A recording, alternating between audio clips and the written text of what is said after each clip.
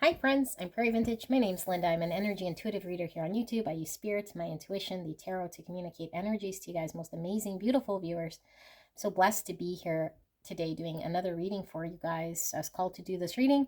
We're looking at the Twin Flame Collective. Now, I was intending on doing a divine feminine, divine masculine perspective. But I don't know, it kind of came out this way. So I don't know if we're going to look at three different sort of frequencies. Maybe one from the divine feminine perspective and one from the masculine perspective, and maybe a blended. I don't know. Could be three different sort of twin flame collectives I'm tapped into, but I'll leave this to spirit. It wasn't very clear to me, okay? So it could be that there's multiple messages in all three piles. Only if you resonate. Do not make it fit. Energy is always interconnected somehow, especially here on my channel, okay? I don't plan it just sort of happens. And so sometimes we're looking from the other person's point of view, which could certainly be helpful. Okay, now if you don't believe in a twin flame label, neither do I.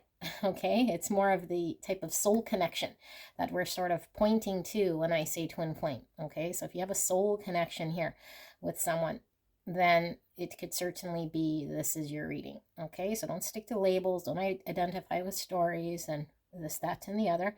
This is only pulling through energy, okay, to communicate what's going on with the Twin Flame Collective.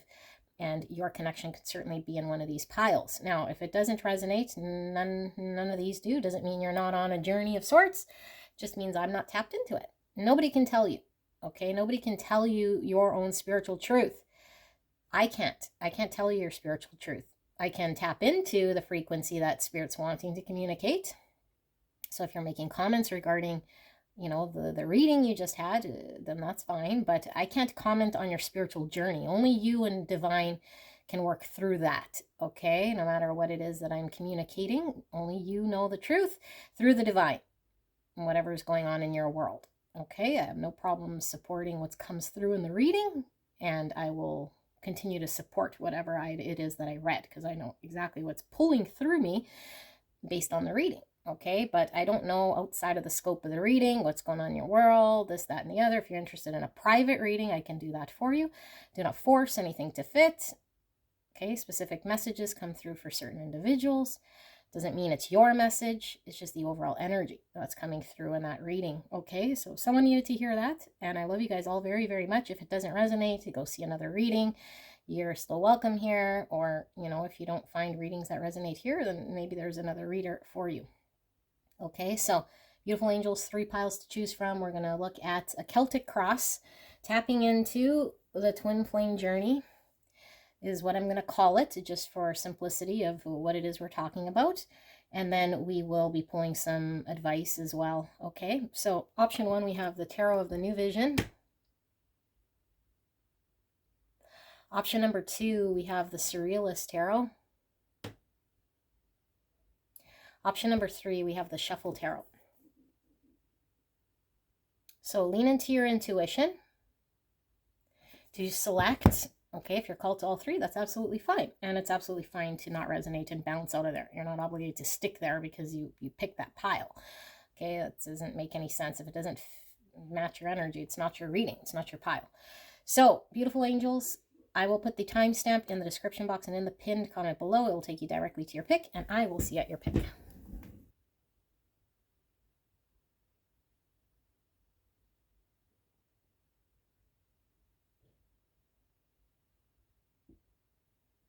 Hello, hello, beautiful, gorgeous angels. Pile number one, you guys picked the Tarot of the New Vision for your pick. I would encourage you to go listen to the intro message there, because that will communicate exactly what it is I'm reading here. Okay, before you comment or make assumptions, you might want to go listen to that message. Now, we're looking at the twin flame soul connection that you are in, and we're going to do a Celtic cross. And I don't know what perspective we're going to be seeing, whether it's divine masculine, divine feminine, a blend of energies. I have no idea, but we will ask spirit for a clear and concise message, what's going on in this twin flame collective that I'm tapped into. We'll be using the Aquarian Tarot for clarification. Okay, so let's take a look. Okay, and then we'll be ending the reading with some guidance or some advice. Spirit, clear and concise message for the greatest and highest good of beautiful pile number one. and this twin flame collective, or the soul journey.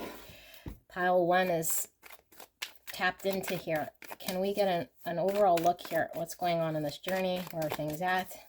Clear and concise message for the greatest and highest good of pile 1. This jumped out at me. 8 swords. Clear and concise message for the greatest and highest good of pile 1. Please protect me and the viewer and this connection as I channel this message for the greatest and highest good of pile 1. Spirits, thank you so much for this message. We're so blessed.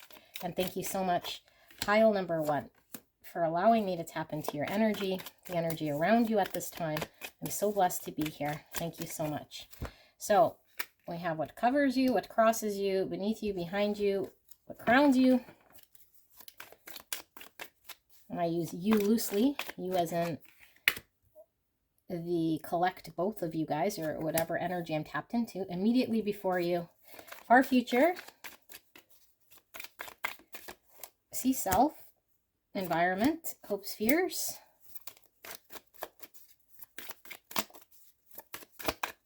and the outcome. I'm taking 2, and then we have the bottom of the deck, which I'll reveal shortly. Let's pull your oracles, okay? I forget how much room the Celtic cross takes here. Let's keep that like that.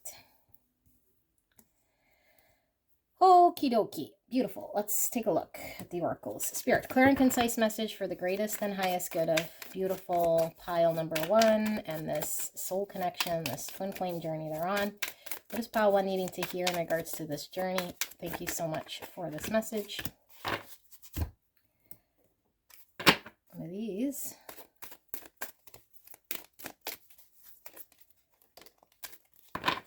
One of these.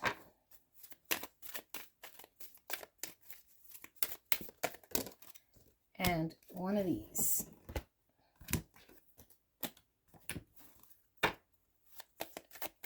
Clear and concise message for beautiful pile 1 and the soul journey that they're on with the person they came here about, this twin flame journey. What is going on? Okay. Beautiful, beautiful people. Let's take a look. What do we have going on? So we have 8 swords is what crosses. Let's take a look at the bottom of the deck energy. So we have the Death card, Scorpio energy. Wow. I'm going to flip them all, or else I'll get lost in tangents unless something comes through very significant. We have the Hangman crossing, Pisces, 9 swords.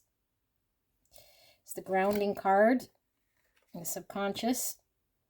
And then we have the 8 cups in reverse in the past position. And then we have the crowning card, the King of Pentacles. We have 10 wands, immediate future, far future. We have the Sun in reverse.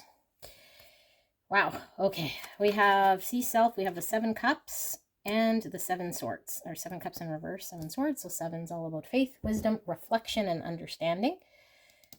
Okay. And then sees self. We have the Queen of Cups, or sorry, the Queen of Wands in reverse.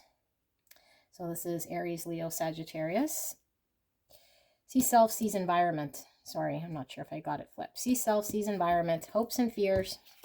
We have the Knight of Cups in reverse. And then as an outcome here, never to be taken literally. Okay, energy shifts, changes. I can do this 5 minutes from now. I have a complete different sort of reading. This is just energy and the trajectory of energy as it's flowing right now. Okay, most likely. So we have 5 cups and Knight of Pentacles in reverse. Okay. So let's take a look at your oracles here. We have the Jewel Cool. I'm not saying that right. I don't know how to say it, but it's Dharma unfolding. Remember that you are on a path. Take one step at a time to happiness. Very powerful. We have surrender to inner peace. Cultivate inner peace on a daily basis in quiet meditative moments. Focus on the stillness within and enjoy this inner refuge. Others will feel your good vibes too, and your life will flow more easily. Loneliness. I know that I am never alone. Stork, receive blessings and gifts. And we have Starfish, find internal validation. Okay, this message is very clear to me. I have a feeling that whoever's supposed to be here doesn't think this is their message. which is probably my whole collective. My whole collective, okay? Wake up. You're here because what we're going to be showing you here is something you're not seeing. And I think you're not only not seeing, but it's what's creating the block and the stoppage here. Okay, and right away we might think we're enlightened. I got over this. I'm transcended egos. I'm on my way. If you and your twin are not energetically in union, okay, then this reading is for you. This is most likely the twin flame divine feminine reading. Okay, it doesn't have to be. I cannot tell you what it is. That is up to you to determine between you and spirit. I do not know the be all end all. I will read this. The reason why I'm just very passionate about speaking like this is because I see returns and repeats that think they are ascended or moved on or past this whole thing here, and they're perpetuating an 8 swords. And that's the main reason why this message keeps coming through. So I have a feeling everyone that's not in union and not in peace and bliss is at the right place if they're divine feminine, okay? Unless, of course, they know they're in peace and bliss. They're probably not at this reading. So this is your reading. And so the more we think we know, the more we think we're transcended, the more enlightened we think we are, the more we need humility, and the more we're actually not. The more in the ego we actually are. Okay? So that message is very strong. And why I'm delivering it this way is because I want you out of 8 swords. The 8 swords is preventing a stop here in this union. Okay, and so I really feel very strongly this is a twin flame reading I'm reading about. We have everything from a dark night of the soul to an ego death to having to accept the inner peace, the inner stillness, to find our life purpose, to find oneness, not to feel separate, to see the universe as complete and whole, as one. Okay, and so this is what we're learning in this journey. So let's get into it. We have a mindset here. Okay, the twin that I'm reading here, which is divine feminine, I'm pretty sure. And they have a limitation. And this limitation says a belief system story that is repeating in their world that they're so close to that they can't even see that it's what's getting in the way. So there's a stall here. Okay, and the stall here is these two not being able to come together because the divine is holding up this union in order for this person to become more enlightened. What does it mean to be enlightened? We're all already enlightened. But when we think we know, when we think we have an understanding conceptually, that means we're still in ego and we're actually not enlightened. Okay? And so there is enlightenment, which is free of egos, free of perceptions, free of suffering, inner peace, already whole and complete. If we're not there, then we still have things to learn, things to shed. Okay? And as long as we're at a certain point within that understanding, this connection is stalled out. Now, this doesn't mean I have to be completely enlightened, the Buddha on the hill, in order for me now to be in union with this person. No. This just means you're at a certain point in this egoic shedding and seeing the true nature of your light. Okay, and wherever you're at on that journey timeline is in a place where you and your person cannot yet come together according to divine will. Because divine will says there's more that pile 1 needs to learn about enlightenment, about shedding the ego, about their own anxieties, about spiritual truths. They might already know, but the challenge here is what they know to be true is actually the limitation. Because they're using their perceived understanding of something as truth. And it's just their perception of truth. And that's what's limiting them. And so we're going to stall out this relationship or this connection or this union journey until this person sees the truth. So how you'll know you resonate. There's thoughts in your mind, okay, that are coming through, either through nightmares, through the subconscious, through dreams, whatever it is that are very charged. Okay? And so 9 swords. And this death card and this sun is talking about a dark night of the soul, a spiritual awakening process that's happening. Okay, we might have gone through the darkness of it, but we're still transforming and we're still needing to shed a whole bunch of things here. And the only way to make way for new energy, the twin, the new me, the new life, the new whatever, I have to shed what doesn't serve me in all capacities. Okay? In all capacity, because this is truly surrendering to the divine and saying things in my life here, this old relationship, my old job, all of this comes into play. My addictions, my whatever stories in life and things you're doing, okay, is perpetuating something here that it needs to sort of transition out. Because whatever doesn't serve you in your new energy is what needs to die away. Okay, and so I think you know this, and maybe you're in the process of this. So depending where you fall on that timeline, I feel like this is happening. Okay, this is happening, but we still have certain concepts here that we're hanging on to in the mind that are creating the suffering. Okay, so we still haven't walked away, some of you guys, from certain things, or if we're in the process of letting go, it's been very slow. So this is why we're still not together or in union, because it's been slow. Okay, and not judgment and not beating ourselves up about it, but the why has this journey been slow, if we're asking, or why isn't it coming together, or why we have all these questions. Why is because this took time in order to walk away from what wasn't emotionally fulfilling. This is what I needed to let go of and transform. Relationships, things in my life emotionally that I was committed to, dedicated to, invested in. It's hard for me to walk away because I make up mind stories. You know, who would feed my kids? What about my job? What would happen to my house? Okay, well, those are all limiting beliefs because the universe knows of no limitation. So I see here, what is this divine feminine, which I'll say, I'm assuming it's divine feminine because this looks like the onset, and I say onset loosely because this could be like a 10-year journey here. Okay, but it's still onset because we took some time here. The onset of this journey, and with this divine feminine, or the lead, okay, not necessarily the feminine, but the divine, or female, but the divine feminine wants stability, commitment, and wants something to build for the long term. Okay, she wants divine masculine to solidify something here, and he's not available. Okay, so there's an obstacle here, a very solid obstacle, and the obstacle is the universe putting this big fat old block right in front of you and this divine masculine, in way of whatever it was that you wanted to solidify or rely on or create stability or commitment or have this person be or do whatever. The block is here. The rock is here because we have to learn and understand all this so that this can open up. Okay, we have to hit our breaking point here. And so I feel like we're about to hit our breaking point. Okay, because we've already transformed. We think we transformed already everything. We thought we let go of everything, but there still is a need to surrender. And I can say, I already surrendered. What more is there to surrender? But why is my person not? And then the minute we say, why is my person not? That to me shows we haven't surrendered. We still think this person is going to do something. We still have an expectation. That's not surrendering. Surrendering is I don't expect anything. I completely give it up to the universe here. I'm not going to try figuring it out. I'm just going to let the universe sort it through it. I trust in the universe that it's going to unfold. I don't need to question my dream, or what does 333 mean, or why did my twin post this on social media, or why this dream meant that, or I'm watching a million tarot trying to, no. You could do that. I'm not judging you with that, but that's not surrender.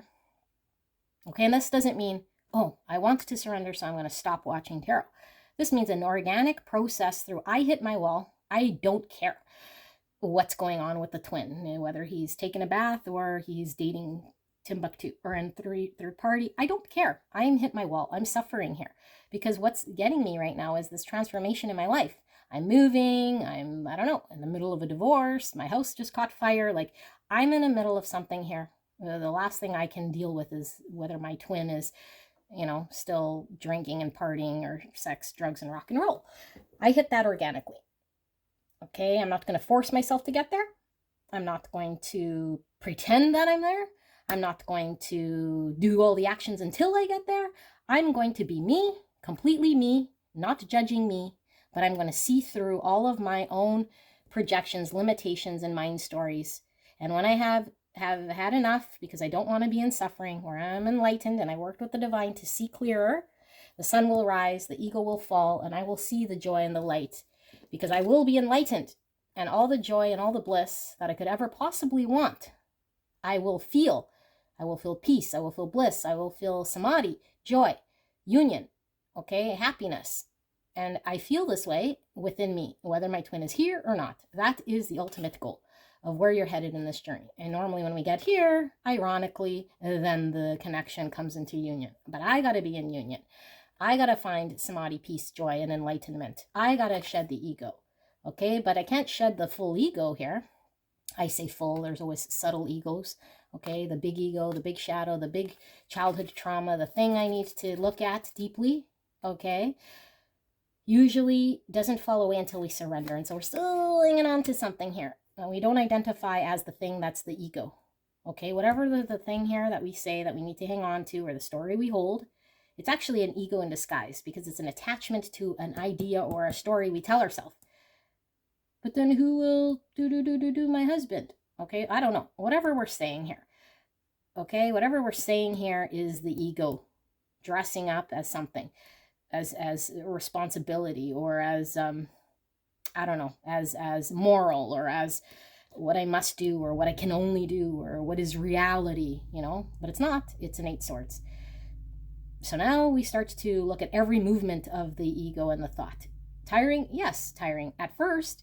But that's what this whole journey is. I must examine all of my thoughts, because one of these thoughts, or multiple thoughts, which I tend to believe it's the latter, are causing me to keep my ego alive.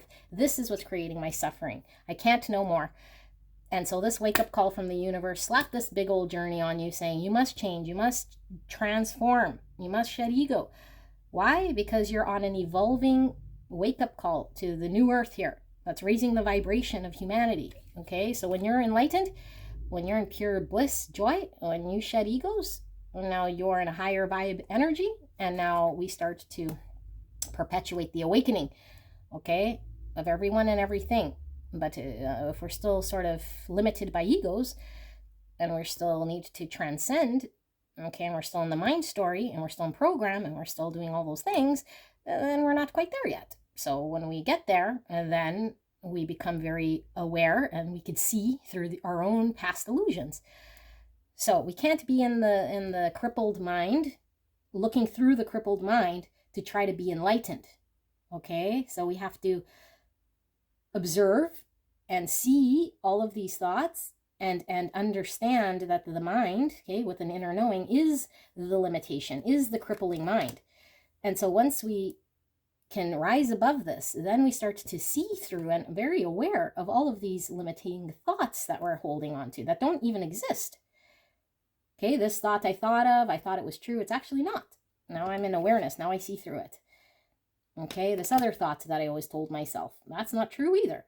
It was an illusion. It was fear talking. It was my attachment to what I thought marriage would mean. This was my other identification with how I thought a relationship should look like. And this was an attachment to, you know, what I wanted to happen here, or what I thought commitment looked like, and this was an attachment to who I thought I needed to be, you know, all of that stuff. So one by one, we're taking a look. Okay, and when we take a look, we are very open, we're very aware, we don't pass judgment, we shine our light of awareness, we shed ego. So what's going on here? See self. We're still in the false self. Okay, we're in the false self here with the 7 swords. Whatever you're doing in your day-to-day life is not congruent with who you authentically are. Okay, I'm trying to deliver this very nicely here, because I know you're in pain, and I know this isn't fun, okay? But I feel like I don't know however else to push through this message, because I feel like whoever needs to hear this already thinks they're enlightened. They don't think they're 7 swords. You are 7 swords, okay? And your 7 sword story is looking like I'm enlightened because I'm doing all these things. No, it's not about what you do. Okay, it's not about any of that stuff. What is saying here is that there is an identification within you. There is an attachment within you to the actions in which you're doing. And that needs to be examined, because it's not in the highest. And the highest here is in line with your authentic high self. Okay, so we're doing one thing, but inside there's another story going on. And we cannot see the authentic self unless we shed the ego. Like I said, from the mind that's handicapped, okay, or limited, if you will. The mind is limited because it's just a function of the body. The mind is just one piece of us. Okay, we have our heart, we have our intuition, we have a whole bunch of things. We have the divine, but if we just use the mind to understand something, we're limited. So the limited mind can't come up with the solution. The limited mind is taking action because the mind is in control 99% of the time, because it's on programming. And so whatever the mind is doing, you're taking action on, and it's not the action per se that's wrong. It's the identification story we make up to that action that's justifying it or that we believe to be true. That's the illusion. That's the false self that needs to fall away. Okay? Because right now we don't have a choice to do anything other than drop the false self. And so we're very limiting in regards to what the universe can put in front of us, because the universe doesn't know what to put in front of you. You can have a whole bunch of choices, different options, manifestations, but the universe can't put any of this in front of you when the false self is trying to do a dance that isn't congruent with the heart space and the truest self. So the true self is inside here, and it's always omnipresent, okay, the true self. But we only see that true self once the false self falls away. And so we always see the divine masculine as wearing the mask. This is a very mirrored connection. You too wear a mask. Okay, your mask is very subtle here. The mask is that in which you've been your whole life. Unless you don't even recognize who you are anymore from being on this journey, then you're still wearing this mask. Because this journey, when we're sort of further down the road, we don't even recognize ourselves. We're completely different. Completely different, okay? And so I feel like there's a block in regards to the universe giving you any sort of manifestations here. I think you're trying to work through the confusion that is this connection, or at least maybe you've made some progress. Maybe at first it was completely confusing, and now it's like, okay, I kind of now get it, but getting it is one thing. That's the mind still trying to understand. That's the ego. When the mind goes in there and it tries to understand something, it's so it could be absolute, then we know it's egoic. My mind must know it. Okay, that's an ego. That's a part of us here it wants to conceptualize something, and it's like the universe cannot be conceptualized. Okay, the universe and God, infinite energy, can never be conceptualized. It could be felt. It could be lived. Okay, true spirituality could be felt and lived, and that is a true knowing. Okay, and the knowing is different than what we perceive and what we identify and what we think we know. Okay, knowing is completely different than perceiving. And as long as we keep perceiving, we will never know. Okay, so I think that's something someone really needed to hear. As long as there's even an iota of perception, then we're not seeing the truth. Okay, and so we could say, well, how can I not see then? So now we know, or not see, how can I not perceive? Because I have all my conditions. Then we know we still have an ego to shed, because we're not in the observer to see when we're perceiving. And when you're enlightened and awake, you can see your own perceptions. You can see your own judgments. You could see other people's too. Doesn't mean you judge them. You can see it. You're aware. You're awakened. You're awakened to your own fallacy, if you will, of story, illusion, the mask you wear, the reason you're doing what you're doing. You see right through it. Oh, I was doing this because there was really fear. I get it. I was really doing this because I was attached to wanting to be with my twin. I get it. I was really doing this because I thought this would provide me safety. Okay. But we don't see it in the moment. We make all sorts of whatevers, okay? So I feel like there is a need to see your own perception. Okay, now environment, Queen of Wands in reverse. Your person is not around to value you, appreciate you. You feel undervalued, underappreciated. They might even seem like they're not interested in you or showing you the love here. Or like they're even interested, potentially. Okay, maybe they're just not around. And so you might think they need to shed their mask. And I would most likely agree with you, because the Queen of Wands in reverse is talking about shedding a mask and an identity. And so since twin flame connections of all sorts are really just mirrors, there's a strong mirroring happening here. And this is, we really got to hammer home this concept. If your twin needs to shed masks and do all this stuff, it is because you're still wearing a mask. You and your twin are one energy.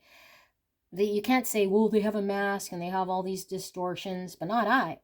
Well, their distortion's your distortion. Okay, and so it doesn't mean it's the exact topic, but it's the same issue. You have a mask, they have a mask. Okay, your mask might be, I don't know, like on the flip side. I'm trying to, I don't know, please everyone, be nice, do, and maybe your twin's like, sex, drugs, rock and roll, woohoo, because I think I deserve to suffer. And those are two different topics, but the mask is a mask is a mask is a mask. Okay, it doesn't mean, well, that's a good one. That's a good ego. No such thing as good ego. Ego is not the truth. We want to be in truth. We don't want to, be in perceived truth. We don't want to be half trying to do what's good because it pleases someone else, or it looks good on paper, or it pleases whatever. What we want to be is the absolute open truth. And I assure you, the absolute open truth of awareness is that of bliss and happiness. It is that of the highest, okay? Because it comes from God. It is the ultimate love. It's not going to be the authentic self is selfish, so there's no need to please others or do whatever, or wear the mask, because the highest good is allowing the truth to prevail. And the truth can only prevail when there's no part of false self anywhere to be seen. And when you do that, instantaneously, movement. Then the twin shows interest. Then there's some sort of magnetic energy pulled towards you and your twin. Look at these blocks, okay? These stones, these obstacles. So I think you don't realize how connected you and your twin really are. And I think if you really are perceiving your twin to be stuck or this, that, and the other, then just put your name in front of it. You are all the things that you think your twin is doing, because I bet you your perception of what they're doing is probably more accurate in reality to what's going on with them, but it is actually only reflecting and mirroring back to you your own truth. Okay, now we don't judge them on this. That's different. We could see it. Okay, but as long as we carry any perception, that means we're still an ego. So we need to focus on our own masks. And so I think with this being in the hopes and fears, your twin's not giving you any love, and we're not able to give and receive love, express love, emotion. Okay, there's a block here. And so I feel like things aren't moving forward, and things are stuck in a practical way, and things might be very, very, very slow, and now they might be very stunted. So we're not getting anything in a practical way, and we're not getting any emotions. And so all we experience is sadness, looking back on what didn't work, and perpetuating this. And so as we perpetuate this sort of energy, this is the more we experience. So if we are expecting the universe to turn things, the universe will only turn things when we sort of get alchemizing in our own energy. Okay, and so me as the alchemist, being you, okay, are in a state of sadness, looking at what didn't work, why it's not moving, why I'm not being appreciated, and why there's no love being giving and receiving here in this capacity that I want. And I'm in that state. I'm going to perpetuate this more from the universe. And so what I need to do is not to deny that I feel this way or pretend that I'm happy about it, is to accept that this is the state. I don't want to be in suffering no more because I can't take it. I need to shed light on the illusions and the false self so that I am free and I can have shifts in this connection. Okay? And if we think I'm already there and they're here, well, then that means no, there's more ego to shed. Because the only reason you'd be here, stuck, is because this person is mirroring you and you're amidst some transformation. So you have a belief, okay? And your belief here is that there is separateness. And how you'll know that you have this belief or that you carry it is if you have any feeling of feeling separated from your twin. Sadness, loneliness, I don't feel loved, okay? That's perpetuating your belief in separateness.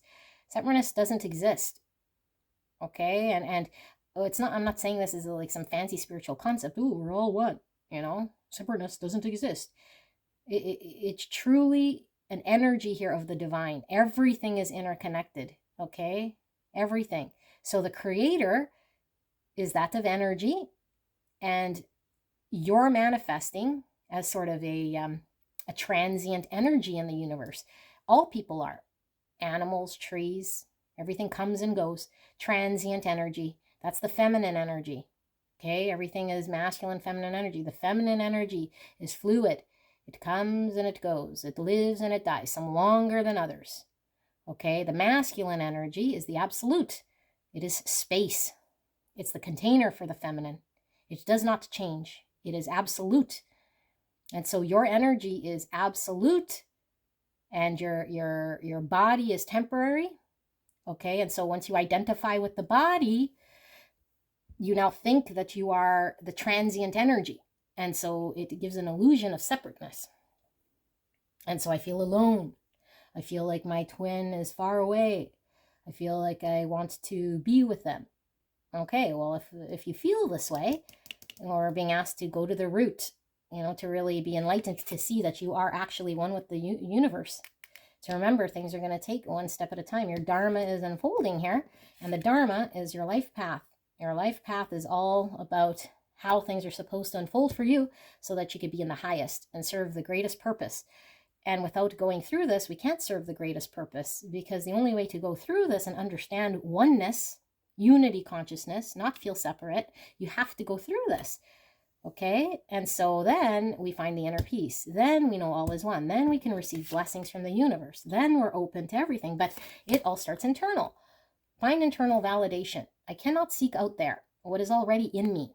And so there's a big starfish here. Okay, and the starfish for me is all about the perception about how others see us, or how we see ourselves or want to be seen. Okay, but either way you slice and dice, let's not contain what you think perception means. Let's broaden that out, and let's say any perception that you carry. You might think it's good. You might think it's the common perception that most people have, but everything is a label you slap on it. So when we slap a label onto something, that is what the mind perceives. But like, for example, a bird, if we say, oh, a bird's a bird. And so anytime someone mentions a bird, because we've labeled it, the mind goes, oh yeah, I know what a bird is. But to really look at that bird, like the eagle is not a robin. And the eagle and the beak and the talons and the wings, and then you look at the robin and it's like the feathers and the head and the colors. Like, these are two different birds. Okay, and even two eagles. This eagle, bald eagle, and I don't know, whatever, another eagle. So when we carry these perceptions, we think we know. We're labeling things. And why I'm talking about this is because we're carrying some identification here of the false self that we believe we are, or we have to be, or that we're carrying. It is the false self. It is the egoic self. It is the self that needs to shed. Okay? And so when you think you've shed it all, that to me shows that you still have a big fat ego. When you're humble enough to know you know nothing at all, then you know that you're making some headway, because then we're actually seeing clearly. It's like, oh shit, like, yeah, I see all my egoic ways, and it's not to blame and shame. And it's not ego as in I'm arrogant. Okay, that's not what ego is. The ego is, I am making a story that attaches me to this idea, whatever the idea is. It's a happy idea, it's a sad idea, it's a bad idea, it's a good idea. It projects good, bad. Okay, fear, happiness, want, not want, reject, accept.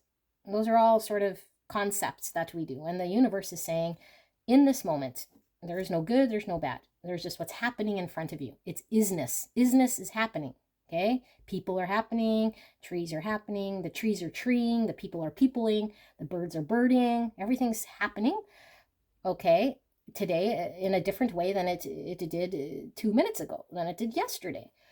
And so when we take what we know from yesterday and apply it to today, well, that is this starfish energy. It's this perception I have of how things are historically for me, and now I'm interjecting it in my today. No, today, in the moment, it's completely different. You've never experienced today. You've never experienced this bird. You've never experienced this that's in front of you.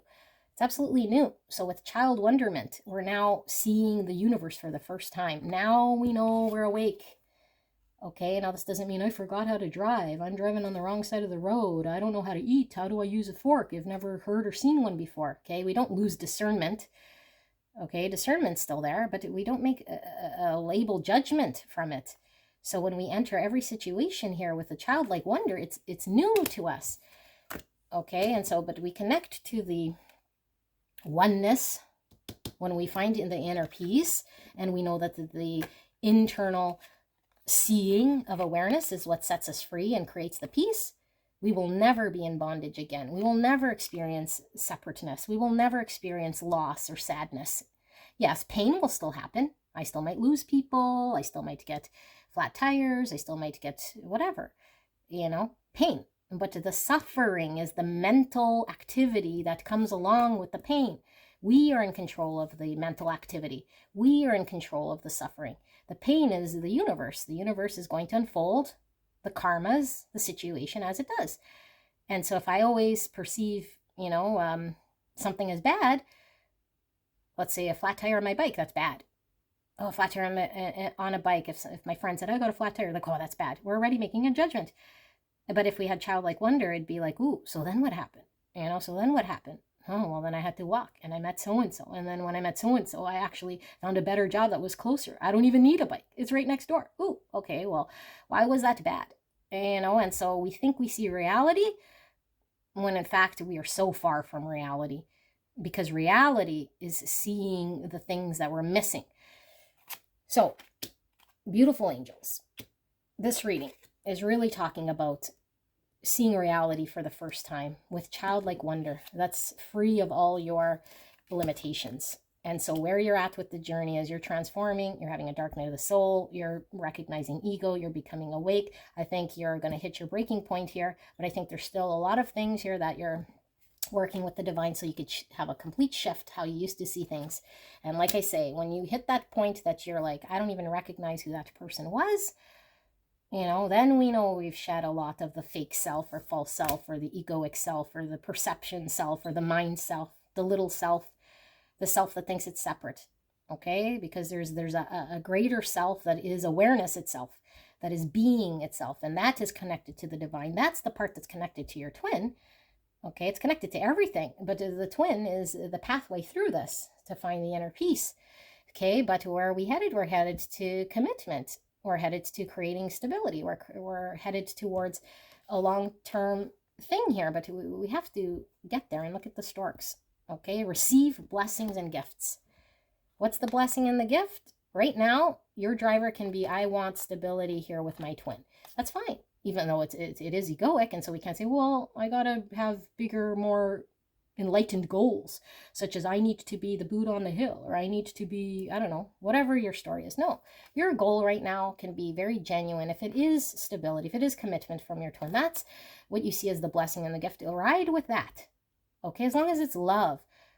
Eventually you'll shine the light and you'll say, you know what? The blessing and gift isn't whether my twin commits or is solid or is reliable. The blessing and the gift is that my twin was somebody here who woke me up to something greater that can never find other than this through an awakening such as this, which is inner peace.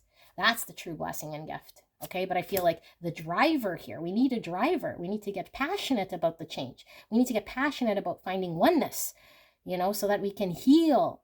And this is healing the earth, healing trauma, healing an identity story that many people carry, that we're separate, that we're not one. And so we have war, and we have, like people beating on people. We have the left and the right, and we have like the Democrats and Republics. We have my religion's better than yours. We have all sorts of duality here. Okay. And so what we need is to remember who we are, and we're all one and we're all connected. And so the blessing that's bestowed upon you is this with childlike wonder. Okay.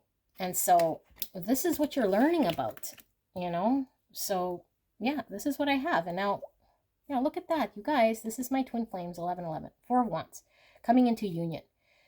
So the question always is, okay, yeah, that's great. Oneness, peace, inner peace, but will we come together in union? And so that is how you can tell, like, you're driving from this state, okay, but we know then we're still in ego, okay, as long as you're aware of it. My ego is still driven whether we'll come into marriage or together or commitment or some sort of form of stability. That is all egoic. Who cares when we know the greater truth? When we are connected with oneness, this falls away. We don't care whether we come together or not come together, or marriage or non-marriage. That doesn't matter at all. But it is the driver now. And so for me to tell you, it doesn't matter, don't think about that, focus somewhere else, you're going to constantly come here, looking at, are we going to come together? Will this change? And so this is twin flame teachings that say, don't pay attention to your twin. Stop watching tarot. Don't give energy. And I say, flow with what feels like you need to do. Get it out of your system. Don't resist it. Don't deny it. Don't suppress it. Don't try to be what you're not. Don't say I'm not into it. Don't say I've healed. Don't say I don't have ego. Don't say this, that, and the other, or think it, or try to act opposite. Do exactly as you feel inside. Right now, all I feel is I want to come into union with my twin. Great. Admit it. Okay, and then become aware of what that means. What that means is you're still in an egoic belief because you still think you're separate, that you need a physical union. I need to be physically with them because I have an inner belief that makes me feel separate, that I don't have inner peace when they're out there because they're away from me. They're apart from me. We have separation here. I believe it in my core. Okay, if I just say, well, you're not separate, believe in that, you have to learn that you're not separate. You have to learn. And how do we learn? Through suffering, through shedding ego, through working with the divine, through seeing greater perspectives, through getting enlightened, to having inner peace, meditation. Okay, but it comes with suffering, and the unhealed mind cannot perceive it. The mind that keeps the illusion story and the anxiety cannot see the truth. It perpetuates suffering. Okay, so beautiful people, will you come into union? Yes, I think so, and if that's what's going to drive you, let it drive you. But know that is a big egoic belief, and this is what needs to change and shift. Because the ultimate goal here is you finding inner peace and bliss and happiness and enlightenment and heart space here that you can give to the world.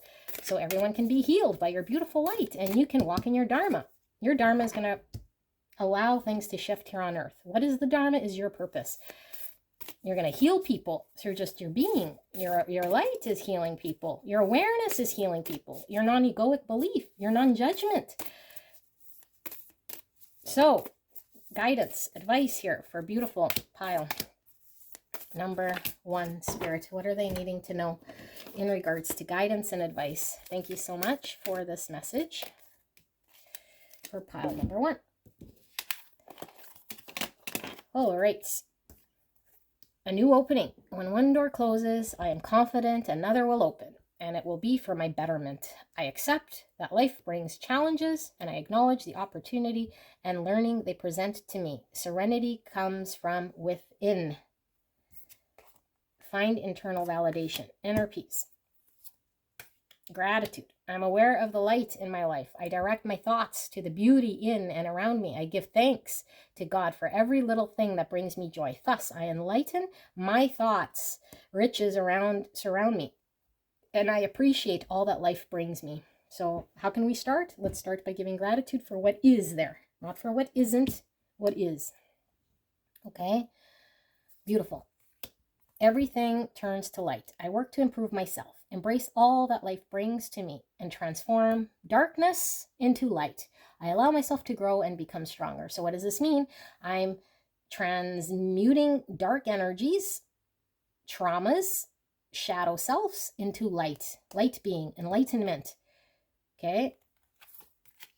I reap what I sow. Today I remember that all I think and all I do will come back to me in some way.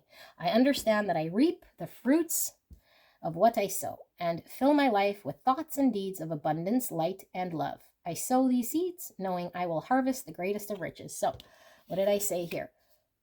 They don't want me. It's not going to happen. It hasn't moved. I'm looking at them. I'm looking at what's not coming in, what's not coming in. I'm reaping more of that energy. So, when I'm in gratitude, I'm feeling love. I'm giving love. I'm changing my anxious thoughts. My nightmares are now turning into seeing the abundance. Okay, and so it's difficult to just turn it on like this. I get it, but we have to get in front of the anxious thought. We can't feed the limiting thought, and so we know that our energy is going to reflect back to us the state of being. So we have to slowly, like this said here, remember that you're on a path. Take one step at a time into happiness. So this isn't an overnight, you know, so one step at a time means I got to keep continuously showing gratitude. What is here for today, you know, putting light in the areas that are dark right now. And eventually this energy will build momentum. Okay, but we have to build momentum. I discover who I am. Yeah, who am I truly? Not this person, you know, and my twin is not that person either. There's no mask here. So who am I? Today I discover the riches that lie within me. I acknowledge my true self. I see myself as an unlimited being and marvel at the beauty of my life. I recognize the wealth of possibilities available to me as a light being. As I learn who I am, I recognize the divine within me. So what's the journey about? Like I said, not about union, not about whether they're committed, not about whether they'll be there and reliable, not about anything with this. And that's why they say, don't look at your twin. It's not about them. It's like, it is about them in a way, because it's going to put a fire in you. And if this is what motivates you, but when we're externally focused on outward, we're not doing the discovery. And the discovery here is what will get you whatever you want. But you got to get to this discovery in a way here that is authentic, because the true story here in Journey is about discovering your light being. And when you discover how beautiful you are, you know, and how bright you are, and that you're pure light, that you're not separate, that you're not you don't lack anything, you know. And when you come to this understanding through a feeling, you actually harness this energy, you believe it to your being. It's not just some saying, you know, it's not just a perception. It's like I can see through the illusion of the matrix of what I thought was real, and it wasn't real. The reality is that I know nothing of the universe because it transcends anything of the mind. But what it is doing is showing me the beauty of light of God, and that is who I am.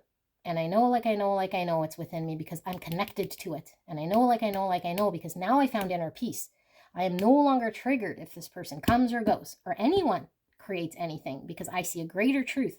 And my light has transmuted all of my triggers and all of the things within me that were shadows, that were projections, that were making me unhappy, that were making me feel lack and sadness and seeing myself as someone separate or in my own little world or wearing a mask or doing this for someone else. No. I'm a light being. I see this now. I find peace. I find samadhi. I've transformed myself. And now I come into happy union. And if it's not with this person, it's certainly going to be with someone I could build with. Because now I'm in this beautiful light energy. So I'm going to magnetize towards me the most amazing person.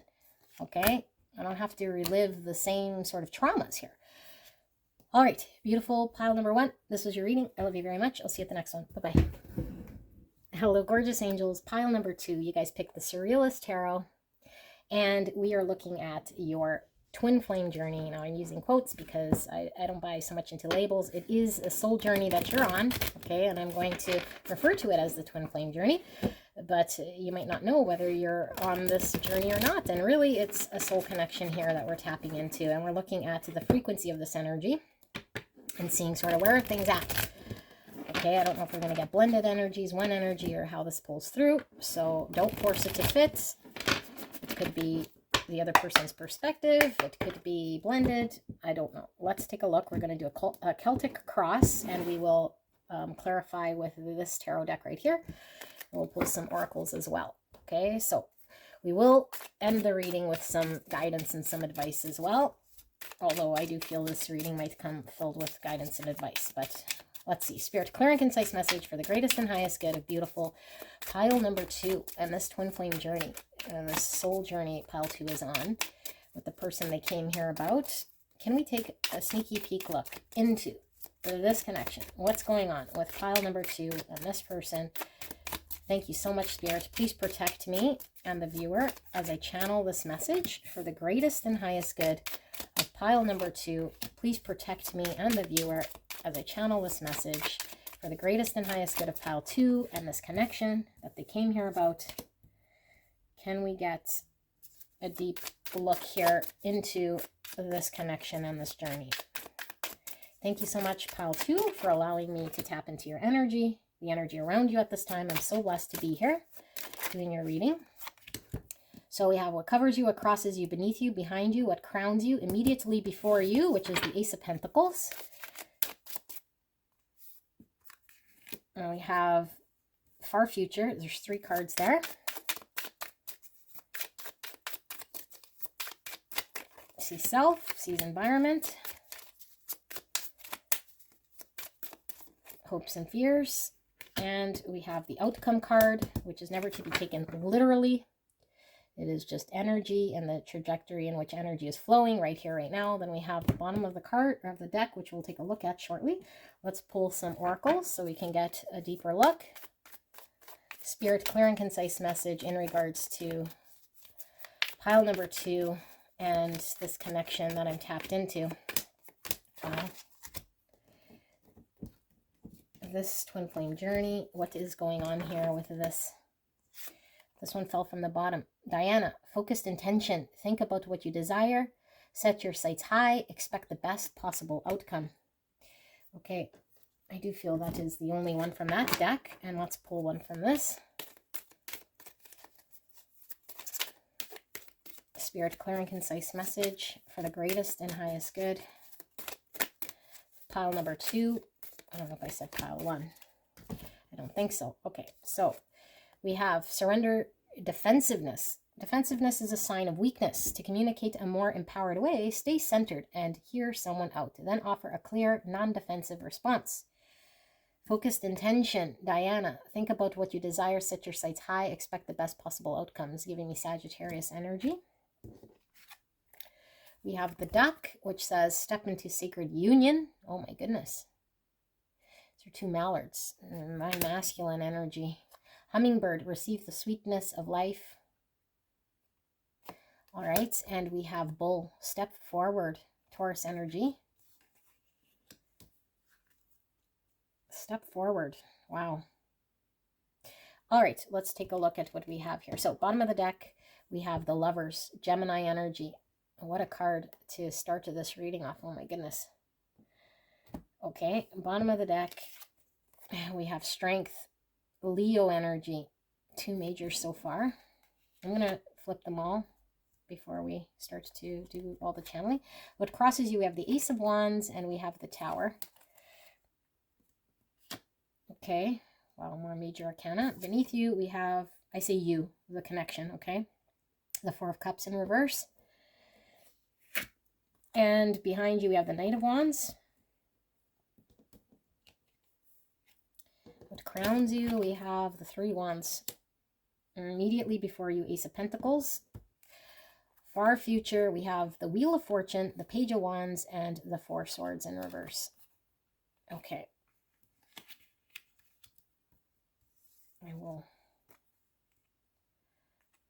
I'll leave that like that. Actually, how should we do this? Let's do this. Sorry, I need to see what I'm channeling here. Okay, and then self card, we have the Queen of Wands in reverse. So we have Aries, Leo, Sagittarius energy. See self, and we have the 10 Wands. Sorry, see self, sees environments, 10 Wands, and then hopes, fears. We have the 5 of Cups in reverse and the 7 of Pentacles in reverse. And the outcome card, we have the 9 of Pentacles in reverse. Wowzers. Okay, let me sit here with this energy and tap into what is being communicated here. Okay, give me a sec. What is underneath this lovers? We have the Queen of Pentacles in reverse. Virgo, Taurus, Capricorn. Okay.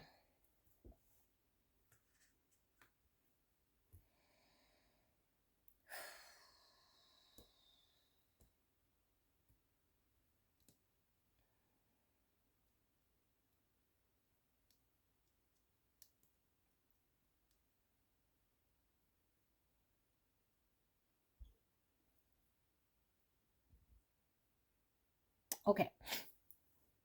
I don't know if I'm tapped into your energy or your person's or if it's mirrored. Okay. Only you could tell. I have a very strong inkling that whatever I'm reading here is a third party situation. Okay. Most likely in a connection with someone else is kind of what I'm picking up here. Okay. But it's not surprise. Your person has someone in their life. It's like you'd know about it. Okay. And maybe both you guys are. Because I can't really tell, or maybe this message is for you in order for you to deal with it this way. And so I will give a rude awakening like I did for pile 1. Sometimes when we hear a message, we automatically just put that out there that that's the message for our person, because a lot of it will sound kind of like what you're seeing from them.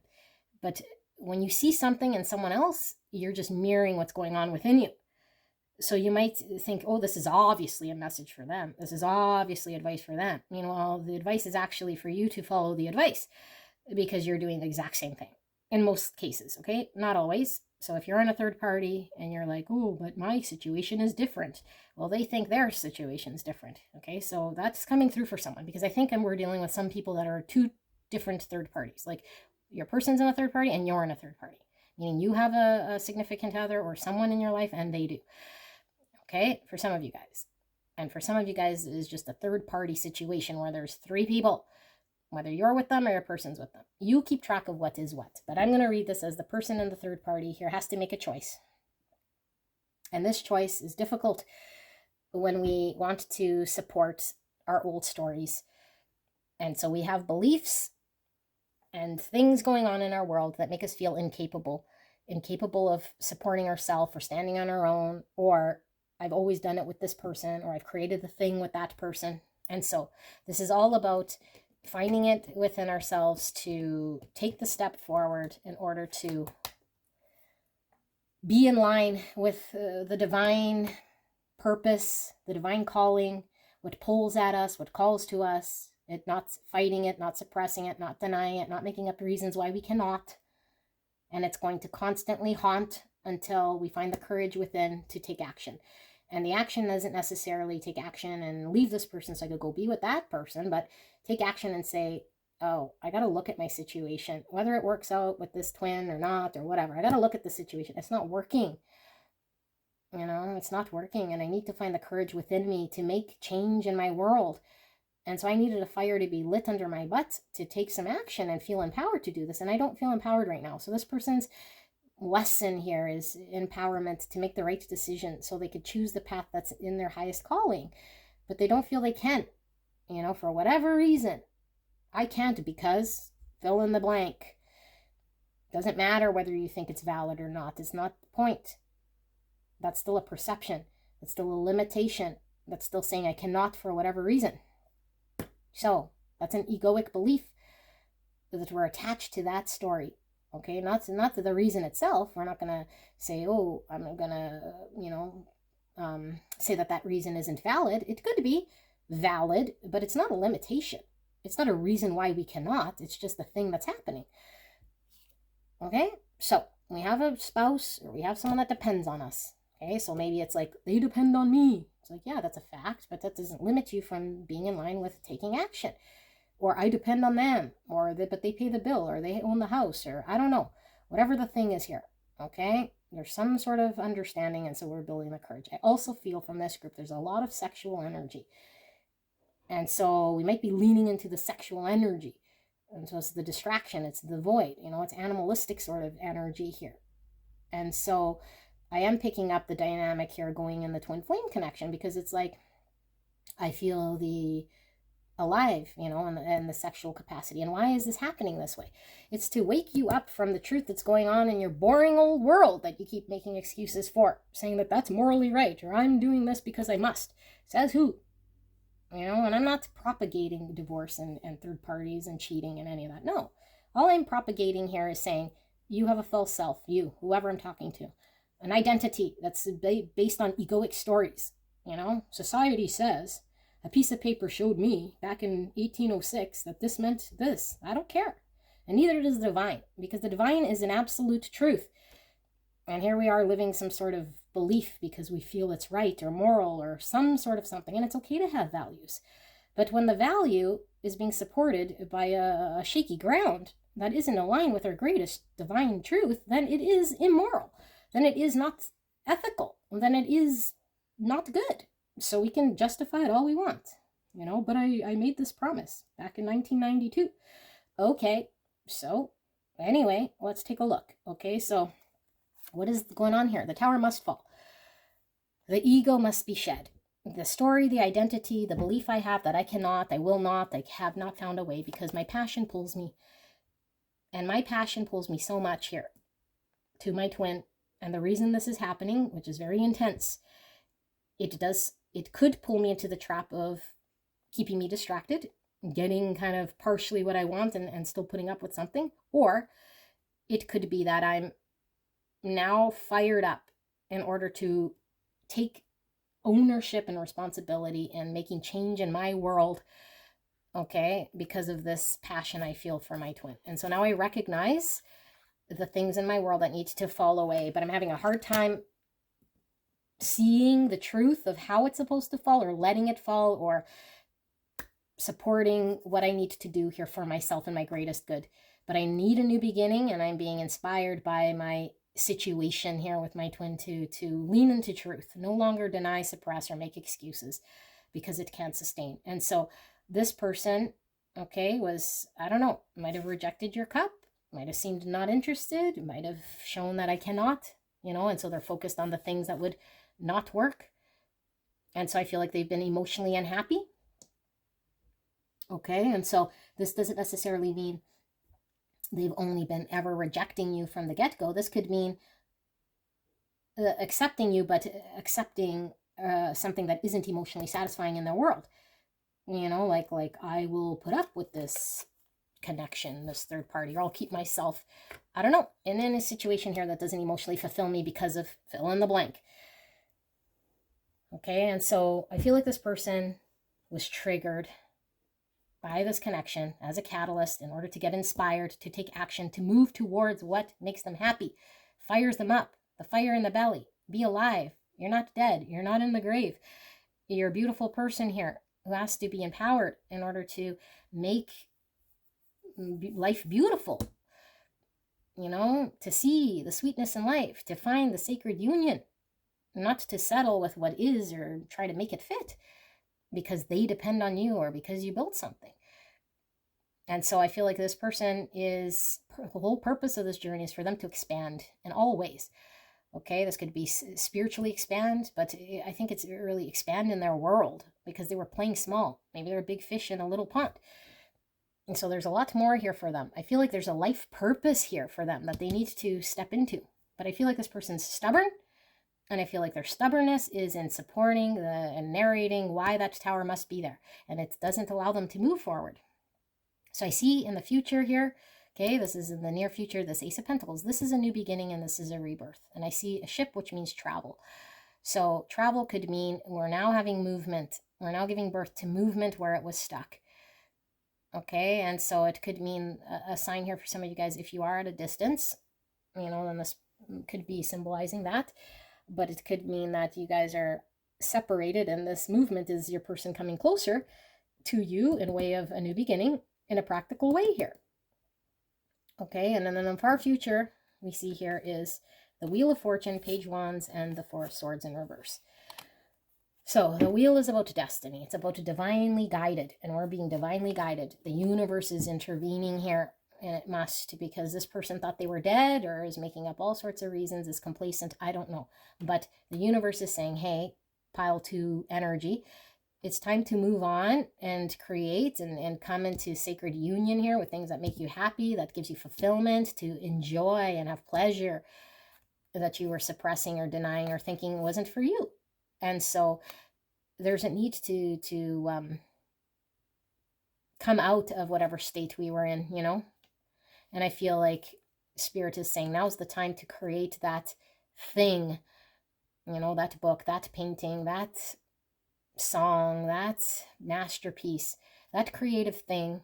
And this would only happen if we, we're fired up because of our passion, our animal instinct, maybe is our desire or sexual energy for the twin, to awaken this part in us so you can grace the earth or bless the earth with this beautiful creation. But you have to take action on this thing. That's what the universe wants you to take action on and step forward into. Come out of hibernation, come out of all that, whatever you were doing here, because I feel like you needed to heal your broken heart.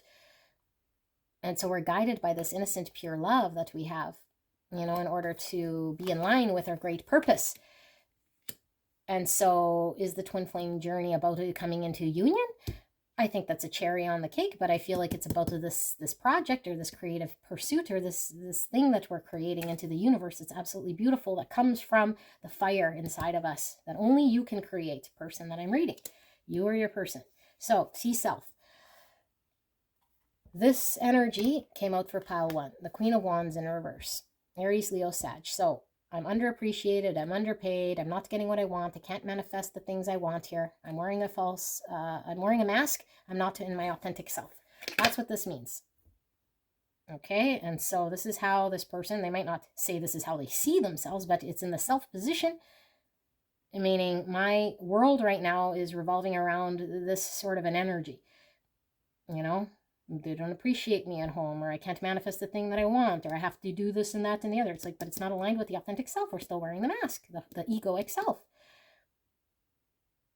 Okay, and so this is in the environment card with the 10 wands. And so this is about to, the crow is about to come home to roost. 10 wands in the tower. Uh-oh, look out. This is a little draft of wind, and this whole thing's come tumbling down because we can't no more sustain this thing. So in the environment is about to come tumbling down. It's so heavy.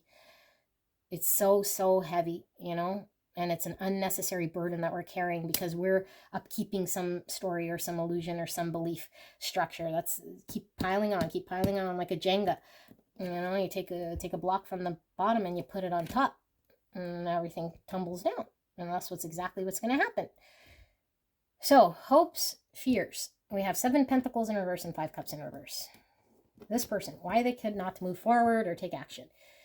I won't even try. I can't even try. I just can't give up on myself. I gave up on myself. I don't know. They gave up on themselves because they needed the fire. And sometimes when we're in an environment like this for very long, we just lose our fire. People piss on our fireworks. I don't know. Whatever it is. Conditioning got to me. I didn't see my divinity. I didn't know what was sweet because all I had around me was the sour. That's all I knew. Or at least it became my standard. So I couldn't invest in the thing that was going to produce fruit. And it left me unhappy. And sometimes this is even known as the divorce card, okay? And so it's like, I think this person has a difficult time detaching from this thing, this relationship or this situation. But it's not that, oh, it's giving me so much fulfillment, I can't leave it. It's my identification with that thing, the story I created about the thing that's keeping me stuck in bondage. And so I think there's a lot of story around an inability to make something happen here. Okay, and so in the outcome, we have the 9 pentacles in reverse. Yeah, so it's like, I am not confident in my ability to be available here for my twin, to be single, ready, and standing on my own sort of tower that's solid and strong, confident and stable. I am unavailable because of fill in the blank. But the fill in the blank is my belief that it exists, that I cannot, or that I'm incapable to be here in this energy. Okay, and so you could flip this to be you. If you're in this situation and you think, well, I need my twin to do this and step in front of me, it's like, no, you need to be the one. Okay, and so there's something here that's pulling you to be the great painter, writer, actor, singer, dancer, whatever this is here, it's very creative. So you have this thing within you, but also at the same time, it's like, as long as you're sort of feeding the old story, you're not available here to work with the universe and come into union with your twin. And I know I just flipped it on you. And so this defensiveness is the story. I can't because, I won't because, And so it's like, this is telling me this person's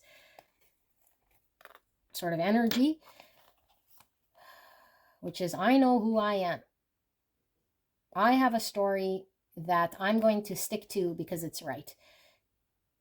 And so no matter what anyone else is going to tell me is right, I know what the truth is for me.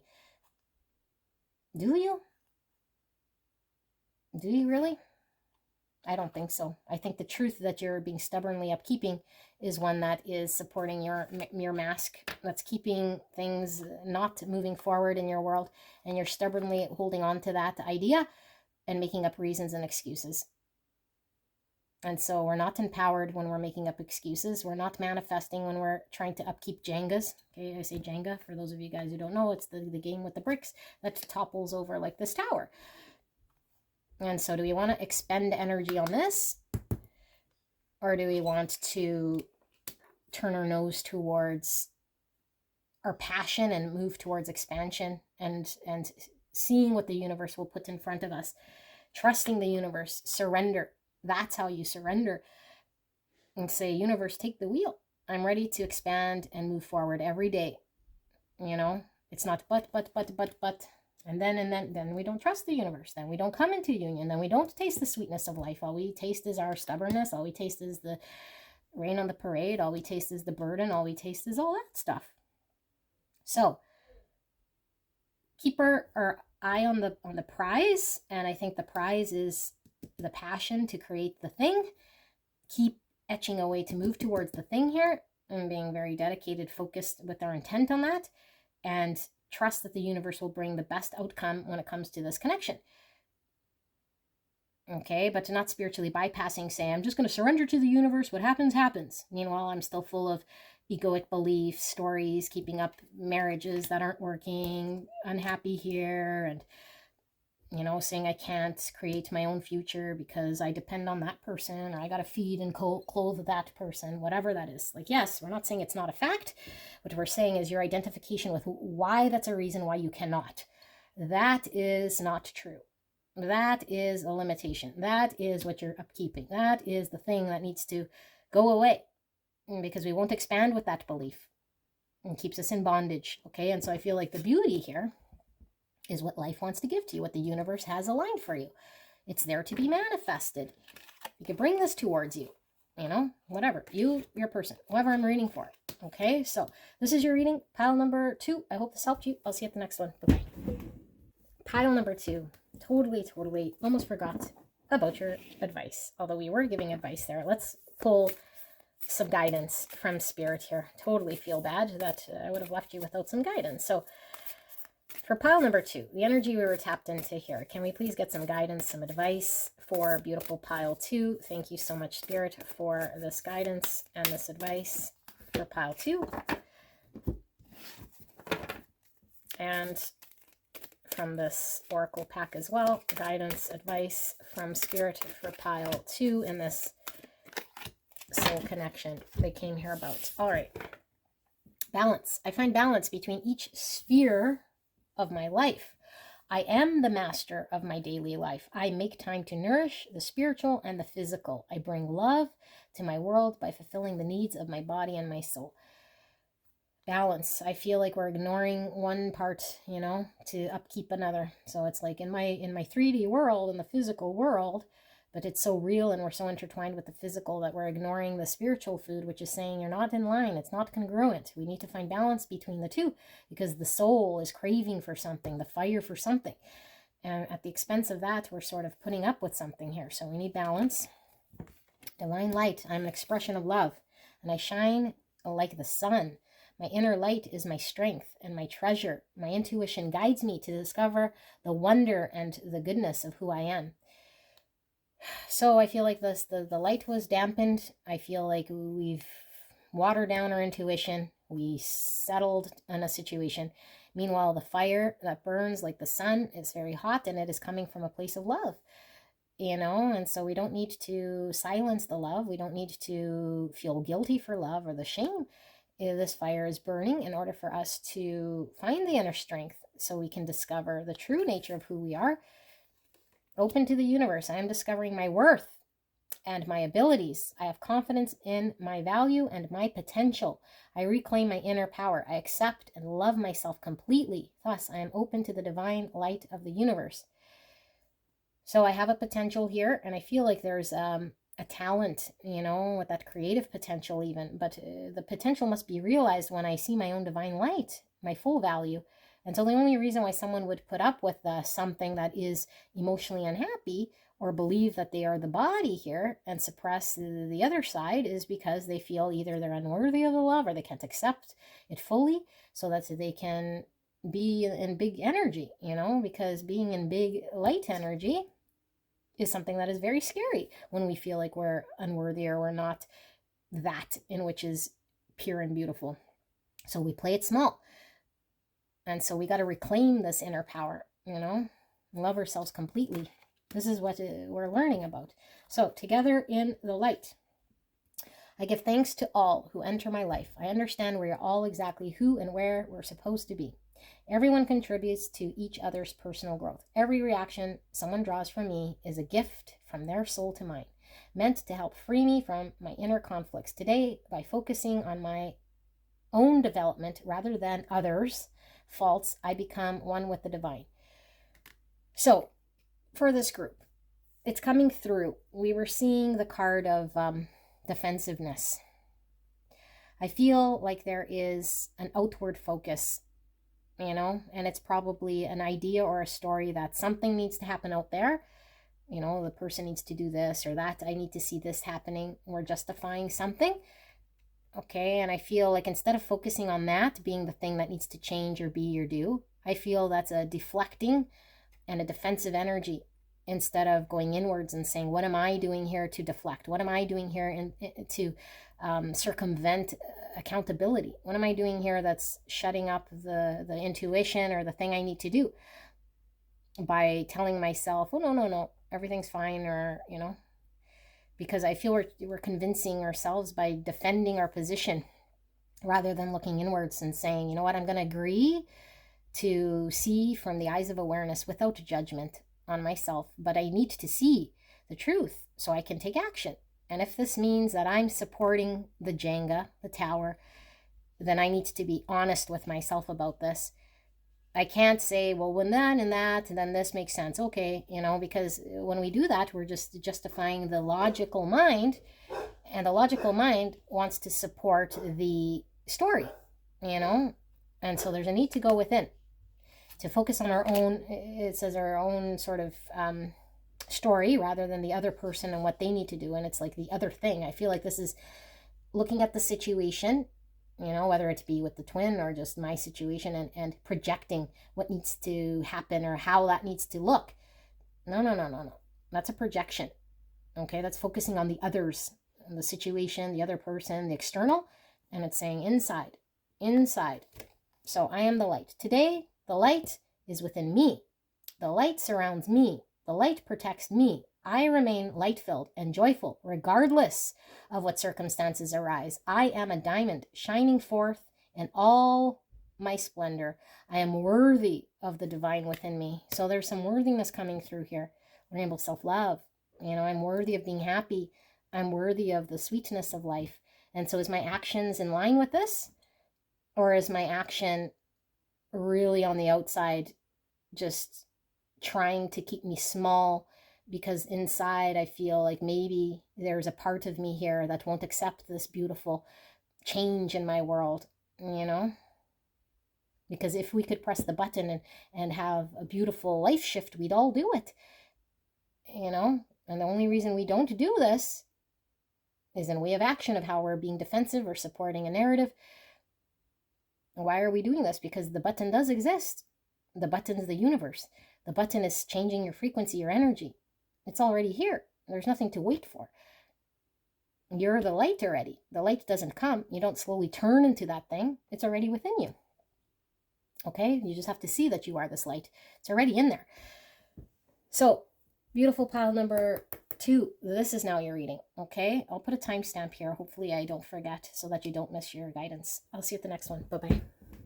Hello. Pile 3. Beautiful angels. Shuffle tarot. We're taking a look at this twin flame connection. So I say soul connection, twin flame connection, whatever this connection is, doesn't really matter so much the label. It's all about pointing towards a soul connection here. And if you resonate with having a soul connection, which I will refer to as a twin flame connection, only so we can put it into context here, okay, but don't attach to labels.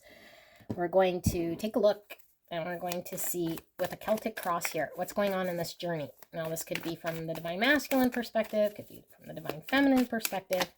I don't know what we're going to see. We could see two energies. So put it into context. Who's who? What's what? I'm just going to read energy. We're going to do the Celtic cross, and then we're going to pull some oracles, and we will pull some guidance and some advice at the end. Okay, so Spirit, clear and concise message for the greatest and highest good. Beautiful pile of 3. Can we take a look at this twin flame connection, the soul connection for pile 3? What is going on? Clear and concise message for the greatest and highest good. Please protect me and the viewer as I channel this message for the greatest and highest good of pile 3 and their person, this connection. Thank you so much, Spirit. Please help me to channel this message, clear and concise. So we have what covers you, what crosses you, beneath you, behind you, what crowns you. I say you, connection, person I'm reading, energy, doesn't matter. Okay, make sense of it as you will, how this comes through immediately before you. For our future,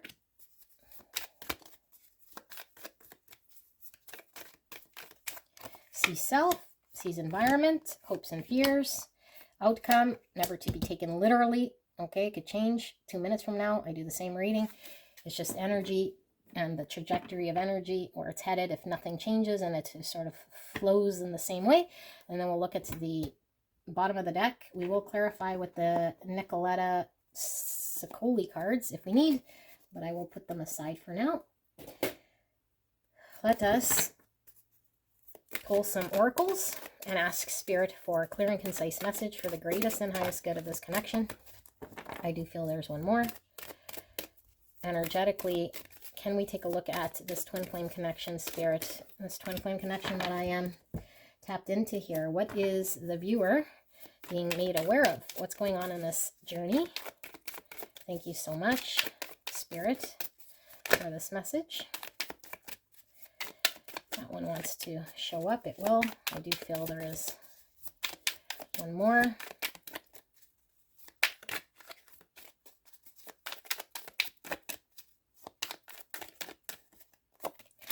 Okay, and then we get 2 more oracle packs. Clear and concise message for beautiful pile number 3. I don't know if I called you pile 2. Pile 3, Spirit. Pile 3. What's going on in this connection? Saint Germain. Karma releasing. Oh my goodness. Move beyond drama. Create your own path. Make room for good energy. Okie dokie. So let's take a look what we have here with the oracles. Judgments. I understand that everyone has their own unique path and challenges.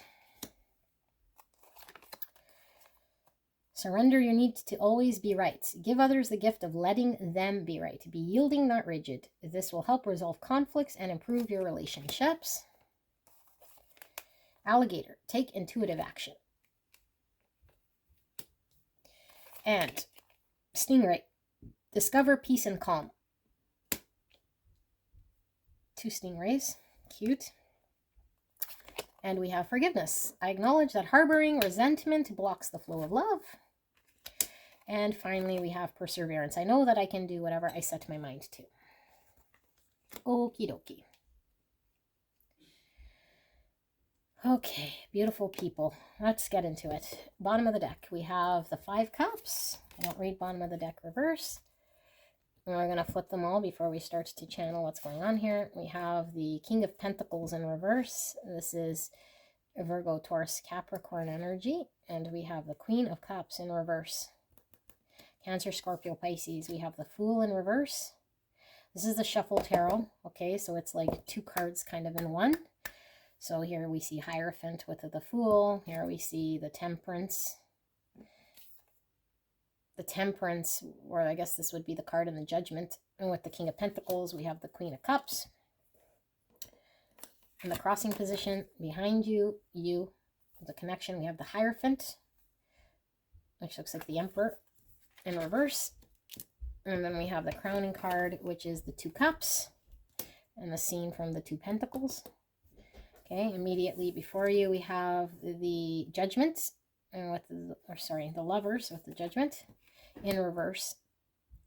And for our future, we have the Six Pentacles from the Six Cup scene and the Death card. Scorpio energy, Gemini energy, Taurus energy, Aquarius energy,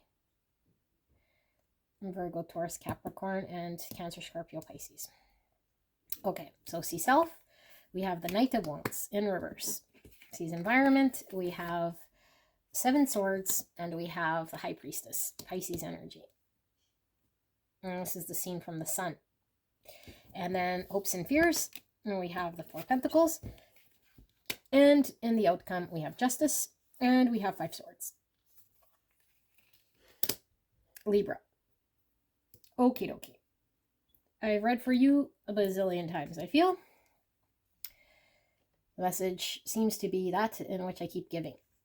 Okay, but I'm going to try to maybe do it differently. I will read what I see here, but maybe a little differently so we can understand. Different, maybe. I don't know. Let me see. This Shuffle Tarot is throwing me for a loop because there's lots. 10 swords here. Okay, 5 cups, 10 swords. Sorry, I'm chatty because I got to work through this energy. There's lots here. Just give me a second here.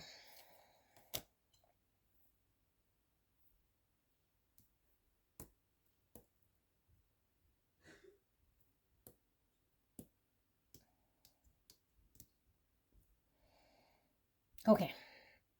If you truly feel you're on a spiritual journey of sorts here with someone, I feel you truly are, okay? This message is one that I think we have to really understand in order for us to heal, in order for us to really understand whatever's happening here from a higher level in order for us to be free. Okay, and I say free because I feel this is very heavy on you. There's these karmas happening. Now, this doesn't mean this is a karmic sort of, you know how we use that label, a karmic partner. Everyone's karma. Every relationship's karma. So yes, is this a karmic partner? Yeah. But it's a spiritual lessons that are having to flush out. It could use anyone and anything when we talk about karma. It just happened to be this person. They just happened to do what they did. Okay? And I think what they did was not good. I really do. And so why they did it, we might need to really keep beating that horse. Why they did it, why they did it. At the end of the day, why they did it is karma. Okay? Karma is just energy that's happening, cause and effect. That's how energy works. You put energy into motion, it has an effect, and then it comes back to you, because whatever you put out into the universe comes back to you in whatever form that it does, of equal proportion, in a different form potentially, we don't know, but whatever we put out there, and it comes back to us. Okay, and so this is what the karma is. And so the karma releasing could be on both sides of this connection. I am reading mostly one energy here, and I feel it is yours. Okay, and so yes, this person was certainly releasing karmas, you know, by doing what they did to you. That's why they did it. Not because they hate you, not because of anything else. There might be deep-rooted reasons why it came about. That's what karma is. You know, I was abused, my father was abused, their father was abused, and therefore I abuse you. Okay, that sort of concept, that's karma. In the past life, I did this, that, and the other, and so now in this life, I have no arms and legs. Karma. So whatever they did to you was a result of something that maybe had absolutely nothing to do with you. I don't know. Karma isn't tit for tat with the same people.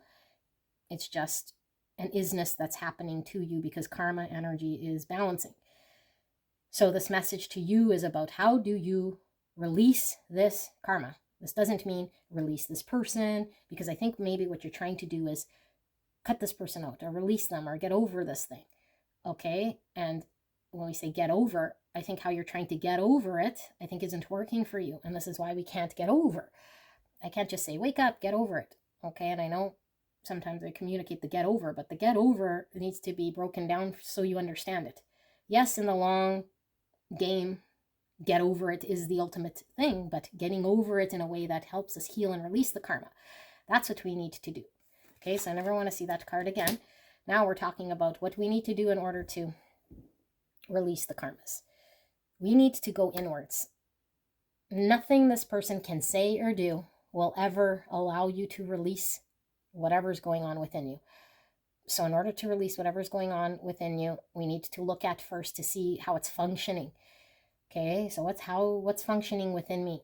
I need to find peace and calm.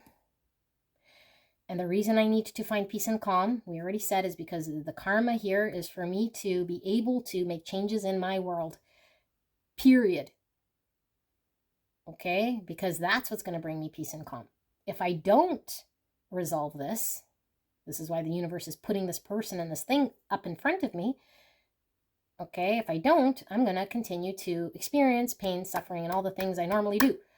So if I want to find peace and calm, whether it be with this person, whether it be in another relationship, whether it be how I engage, I must look at this thing differently than how I have. And maybe you want to, but you just can't. And maybe you're refusing to because you'd rather hang on to the old story. Maybe no one explained it to you in a way that gets you to understand it. I don't know, okay? I'm going to do my best to explain it to you. You have a karmic thing happening within you. And so when we pass judgment, and this doesn't mean, ooh, look at their shoes. Ooh, this person's horrible. That's surface judgment, yes. Judgment is, I have a perception because I think something. And so now I'm already casting a judgment. Doesn't matter what it is, good, bad. When I start making any idea of what I think, that's a judgment. So we can't come in with a preconceived perception, you know. So the preconceived perception is the thing we need to transcend. And so since I'm doing a twin flame reading here, I feel like once we, the card I never want to see again, release this, guess what happens? We come into union. Okay, we get in line with who we're supposed to. But until we understand this, we're distracted with the twin, we're looking at the thing that happened with that person, we're still dealing with all those other things, we're distracted. Be very focused here. The focus is, am I making an idea of what I think someone or something is based on my own understanding? If I am, that's a judgment. So you can say, well, am I just not supposed to think at all? It's like, you can think, you just don't attach yourself to that thought as the be-all end-all. So what I think is that that person, let's say, I think that person is suffering. Okay, I can see it. But when I say, well, that person's suffering, therefore, it's creating this, that, and the other is now my understanding that I'm projecting onto that person. Okay, so even that's kind of a bad one because we don't know if someone's suffering or not. But let's just say it's something obvious, you know, because I'm not telling you to ignore the obvious. Like, let's say they're married. Well, they're not married. I just don't got to think about it. Okay, no. This is like, let's look at the fact as the fact. Okay, but then let's not attach stories to our understanding. This is good. This is bad.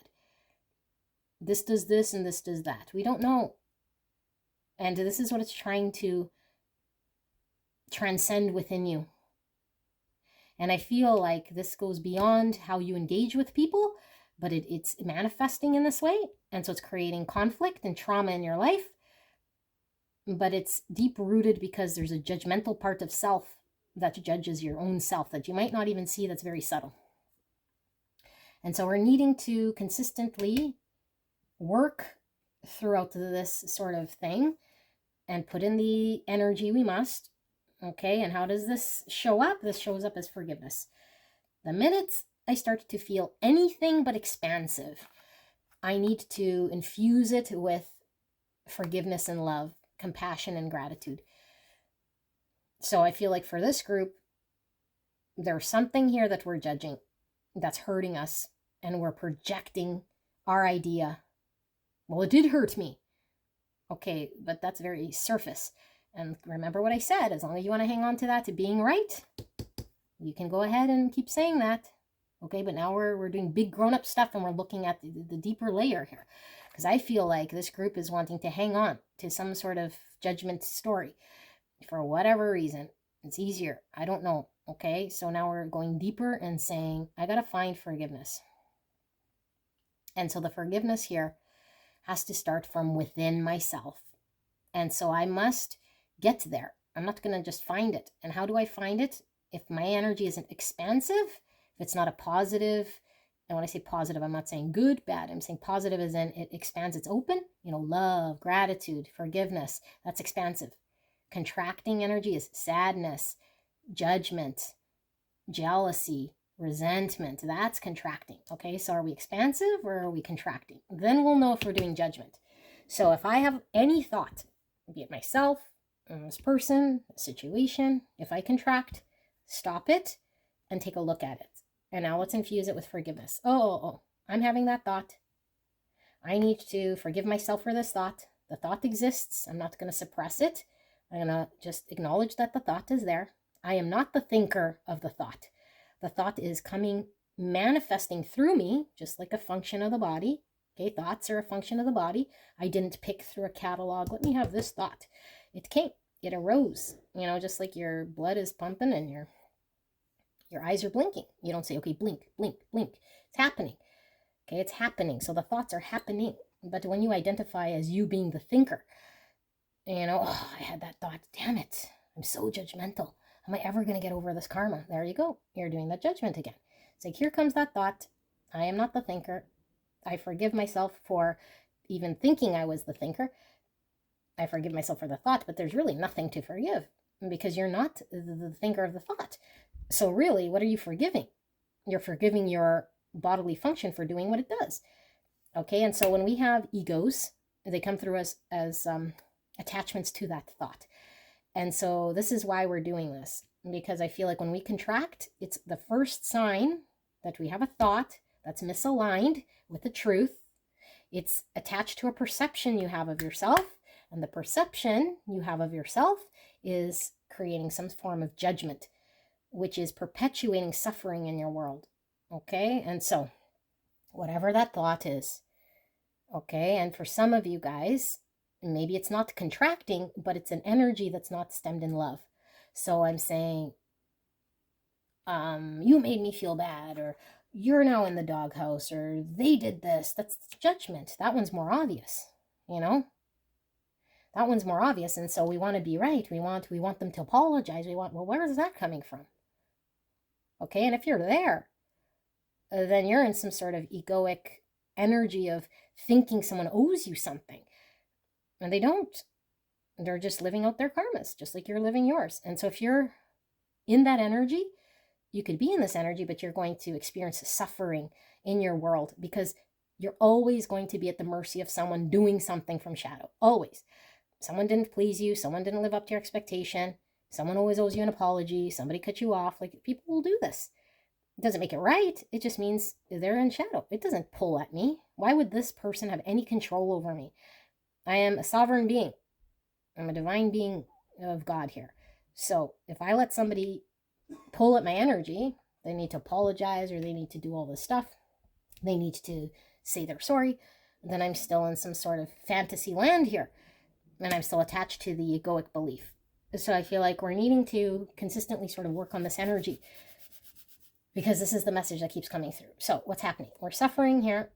Okay, we're suffering here, sadness. And I feel like there is a possibility here to come together. For those of you guys who really feel like this is the spiritual partner, if you want. Okay, if you don't want, then I don't know why you're here, but let's just say you're in denial. I don't know. Maybe it's your other spiritual partner. I have no idea. But I feel like I'm reading for twin flame soul connection, two people that can come together once the karmas are relieved. So we've experienced some suffering, some pain. Maybe there's an ending, and there was an ending because somebody did something that was 7 swords that caused 3 swords to me as in you. Okay, it created the ending. It was painful. We get that. That's a fact. We're not going to deny it. We're not going to say they didn't. Whatever they did this. Okay, but now it's the story that creates either whether we're suffering or whether we're forgiving and transcending the pains. So I feel like there is a need for balance. Okay, with the angel here, which is giving me temperance, but I'm also getting the judgment. And I feel like we're not seeing, and what we're not seeing is a great truth and awakened to the reality of a situation, because we're very much stuck in the judgments. We're very much stuck in the hurt. We're very much stuck in the projections. We're very much stuck in what happened. We're stuck in needing to be right. We're stuck in that story. And so I think what we can create is stability long-term, something that we can rely on, that's solid, reliable for our future. with someone else that's steady, okay, and that's balanced. But I feel right now we don't see the truth, and so we don't have this, okay. And I feel like the challenge here is us opening our heart space, us being compassionate to self, and learning about unconditional love. Because as long as we're in this, we don't know about unconditional love. As long as we judge, we don't know unconditional love. As long as we have conditions, they must apologize, I'm seeing it this way, then we don't know about unconditional love. Our heart is still blocked. So I feel like we're needing to learn about compassion. We're needing to learn about love. We're needing to learn, it's not just, oh, just love everyone, peace and love. It's, if I truly am in this soul connection, which you're saying you are because you're here at this reading, then you're saying that you love this person, do you? Because if you do, then it should be an unconditional love, not a superficial type love. If it is, then this isn't a soul connection. This is a connection that is going to prop up some sort of belief ego story for you to be right. You can find that with anybody until they disappoint you, and then you do more karma, and then you have to learn about forgiveness, right? So what this lesson is showing is you could be completely, utterly happy in your own independent energy once you transcend the karmic thing that is keeping you in judgments, that's really deep rooted in your own judgment of self. How do we do this? We got to open up the heart space. We got to be persistent in our efforts of how we get there. We're not going to get there overnight, but we need to be compassionate with self, and we need to embrace that maybe we don't know how to get there. Maybe we don't, what we're doing isn't working, especially if we're still suffering. I don't know, God, show me the way. I'm open to this. I got to open my heart space. So we're learning about unconditional love and how to be compassionate, how not to pass judgment. I feel like maybe we were, I don't know, incapable of doing this, or it was out of our comfort zone to go and go down this path for whatever reason. But I feel like our way of life was based on some sort of, it's not even a judgment here. I feel like there's a need for this karmically, because I feel like there's an infancy here when it comes to your soul. Because these types of lessons are difficult for young souls, because we know that some people, that are walking the earth are just have a more enlightened perspective, because they might have had years and years and years and lifetimes and lifetimes and lifetimes of transcending this part. I feel like there's a young soul here learning about a lesson about judgments, and so this is very, very intertwined with spirituality, because when we love, we can't pass judgment. Well, we can, but then that has nothing to do with love. And so there's an infancy here, and the infancy I feel here is this young Hierophant, and so that's the karma. There's something young within our soul that's making us a judge here. So I feel like with the Hierophant in reverse, the Hierophant here, and the King of Pentacles, this is all talking about commitments, but it's a higher value structure system that we could commit to and understand, and pay our understanding to here, to commit to. But I feel like we have to put down. This Emperor is not wearing his armor. I'm always right. The Emperor is used to being right, is used to understanding, potentially having his way, So I feel there's something here about you that wants to be right, or that thinks they know the way, or wants their way or the highway, or it's very frustrating here, because I feel like you totally believe it, but you're also getting in your own way. And the reason it's frustrating, it's not I'm frustrated with you, it's frustrating because I see it getting in your own way. But it's everyone out there that is getting in your way according to how you're seeing it. But it's like, shh, be silent. Take down your armor. You don't need to be right. What you're committing to and what you see as something here is actually still infant. You still have lots of growth to do. And the only way we can see this, to open the heart, is to be still and quiet, and to observe ourselves. Not to pass judgment on ourselves or anyone else. And we have to get honest with this and see it in action. Because I think we want the two cups. We want to bond. We want to connect. We're standing here and we're scaring everyone away with this. We're standing here with the cup, not getting fulfilled. I don't know. People keep leaving you, or maybe you're just waiting here for that person to come back. It doesn't feel very good. And this is also up and down, which means I'm at the mercy of whether this person or the people show up or don't. So I'm constantly in this. This is the karmic pattern we're breaking. You're not at the mercy of anyone else. It's not going to come external to you consistently. You have to be the consistency of filling your cup. Then you can engage with as many people as you'd like. And they'll be fulfilling because they're not pulling at you in different ways. If they act unruly, you don't judge them. You just see them as being in shadow. But you're not here dry and empty, waiting for when someone can fill your cup. And when they don't, we pass judgment and we make some, and the judgment here is, I have an idea that someone out there is going to fill my cup, that this person or that another could do something for me. That is the egoic belief. That is the judgment. It's false. No one can do anything here that's going to consistently fill your cup. They might fill your cup, maybe they fill your cup for 5 years, maybe they fill your cup for 1 day. But it's transient energy. And that's the karmic lesson, is that you don't need to be in transient energy, meaning a relationship. You got to rely on the relationship to give you the thing. The karma here is learning, I don't need relationship. I fill my own cup. I'm whole and complete. No one's going to do it for me. No one can pull at my emotions. I don't judge this thing. I just know what is. I'm in line with reality.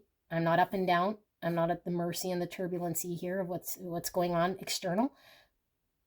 And I don't feel incomplete and empty. But I got to fill my own cup. But right now I'm disappointed in people and situations, and I don't know why. Because you're judging and you need to be right. That's a surface way of saying it, But let's dig in the layers here. I don't know how to draw it out, but something in action here is in your mental state that thinks you know something. So we're not humble. There's some arrogance coming through here, in spiritual arrogance. Okay, and we might just not see it. I think we're just not blind to see it. So if we think we know with our mind, then we don't understand it spiritually, because the mind is just one tiny little part of everything that's going on. There's the spirit, okay, there's the body, there's the part of the mind. So are we connected with the spirit, mind, body? Or are we just using the mind to understand something and saying, I know the truth. No, you don't. You know your perceived truth. You know something you've experienced, but do you know the absolute God's truth? No, nobody does. And so if anyone thinks they do, then they are in some sort of spiritual arrogance. Okay, so the real truth here is I know nothing. And the reason I know nothing is because the universe is so unpredictable right here, right now. If I'm really aware and seeing things as they are without judgment, anything can happen. But if I come to this moment with my preconceived perceptions, then I'm instilling all of these perceptions and I miss everything that's going on. Okay, I miss everything going on. I need to be right because I use my experience of yesterdays to instill it into what I see today. And the reason I do this is because the mind wants to be right. The mind wants absolutes, but the mind is what's the problem here. Okay? And I'm not saying the mind is evil or horrible. We need the mind, but we don't let the mind control us. Okay? The mind is a horrible master, but an excellent servant. So you call the shots of the mind. The mind doesn't run the show. What the mind knows isn't true. What the mind knows is just perception, but we got to be aware of this. And so here we have in the immediate future with the lovers in reverse. I feel like this connection isn't coming together. 2 cups in reverse, lovers in reverse. It's not happening until the perseverance of understanding this. Then what? Soul connection, balance. Now I can give and take. Now I can flow in a practical way here. But I'm resisting or not letting go of the things that need to be let go of to make this change. And what is this? This is my awareness. This is my coming into absolute truth with understanding. This is also the karma card, this awakening, the judgment. Okay, so we have to see the great truth in order to release the karmas, the card that I didn't want to see. Embrace the truth, live the truth, eat nothing but the truth. Okay, and so once we do this, we transform, we shed our old ways of being. We're no longer in judgment. We're no longer in mental patterns. But there's a slow delay here. And so if we can't get along with the twin flame or the person or the soulmate, it's because we haven't let go of the way that we are engaged. And so big block here. Okay, so Knight of Wands. And this is the Magician. I feel like you want to create the thing here, that you have an idea, but you're putting cart before the horse. You cannot create. You can want certain things, sure, but the manifestation is blocked to create the thing you truly want. And we can't just go acting towards the thing we want, because it will just be rejected. And maybe you did that, you know, and the universe is saying, yeah, because you're putting the cart before the horse, young soul. What you need to do is uncover and find the judgment within self. And then you'll be ready to manifest the thing once we get rid of karmas and drop egos and stuff and the need to be right or the spiritual arrogance. Okay, and so this is the environment position. We have 7 swords and we have High Priestess. I feel like our understanding of what happened to us is such a twisted view of what's happened, you know, when we compare it to reality. And I'm not saying that it didn't happen, but I'm saying what you perceive as a 7 sword situation is coming from your perspective. And your perspective is as valid as everyone else's. But in the grand scheme of things, it means nothing because it's an illusion. Your perspective of what happened is an illusion. You might have experienced pains. You might have experienced all sorts of feelings. I'm not saying that was fake. But the reason we experience feelings, the reason we feel what we feel, is because we're heavily identified with the story we attach to what happened. It's the what happened that is real, but the story we connect to it, that's the illusion. You know, this person cheated. Okay, they did. But what's the story we tell ourselves? They cheated because they're a jerk. That's a judgment. That's not true in the eyes of reality. There's no such thing as jerk. That's a judgment. Okay, let's say, I don't know, whatever. Maybe this person had karmas that they had to experience, you know, doing something to someone that would make them see the light. We don't know. We can't call them a jerk because they're fulfilling their karma. But as long as I believe that attachment, I carry a judgment on that person. And I don't care what they did. Because karma is karma. It's just like a prisoner who's murdered someone. The murderer is murdering someone because they think they're going to get peace and justice. I'm not saying what they did is right, but we don't whip them and say they're evil, and chain them to a pole, you know. And I know we do this with incarcerated people, but what we do is we see that's a soul that needs healing and love, to heal that part of them, that shadow part of them, the part that thought it needed to murder someone else. We don't whip them and shame them for that. How's that going to help? That's judgment. So something happened to you that's real. I'm not saying it didn't happen. The illusion here is your story that you're telling yourself about what they did. It's perpetuating something. You're not seeing the greater truth here. And you're not seeing it, you know, from the soul level of understanding it on a greater level. You're just kind of taking it at surface value. And so a cheater's a jerk, you know, that sort of thing.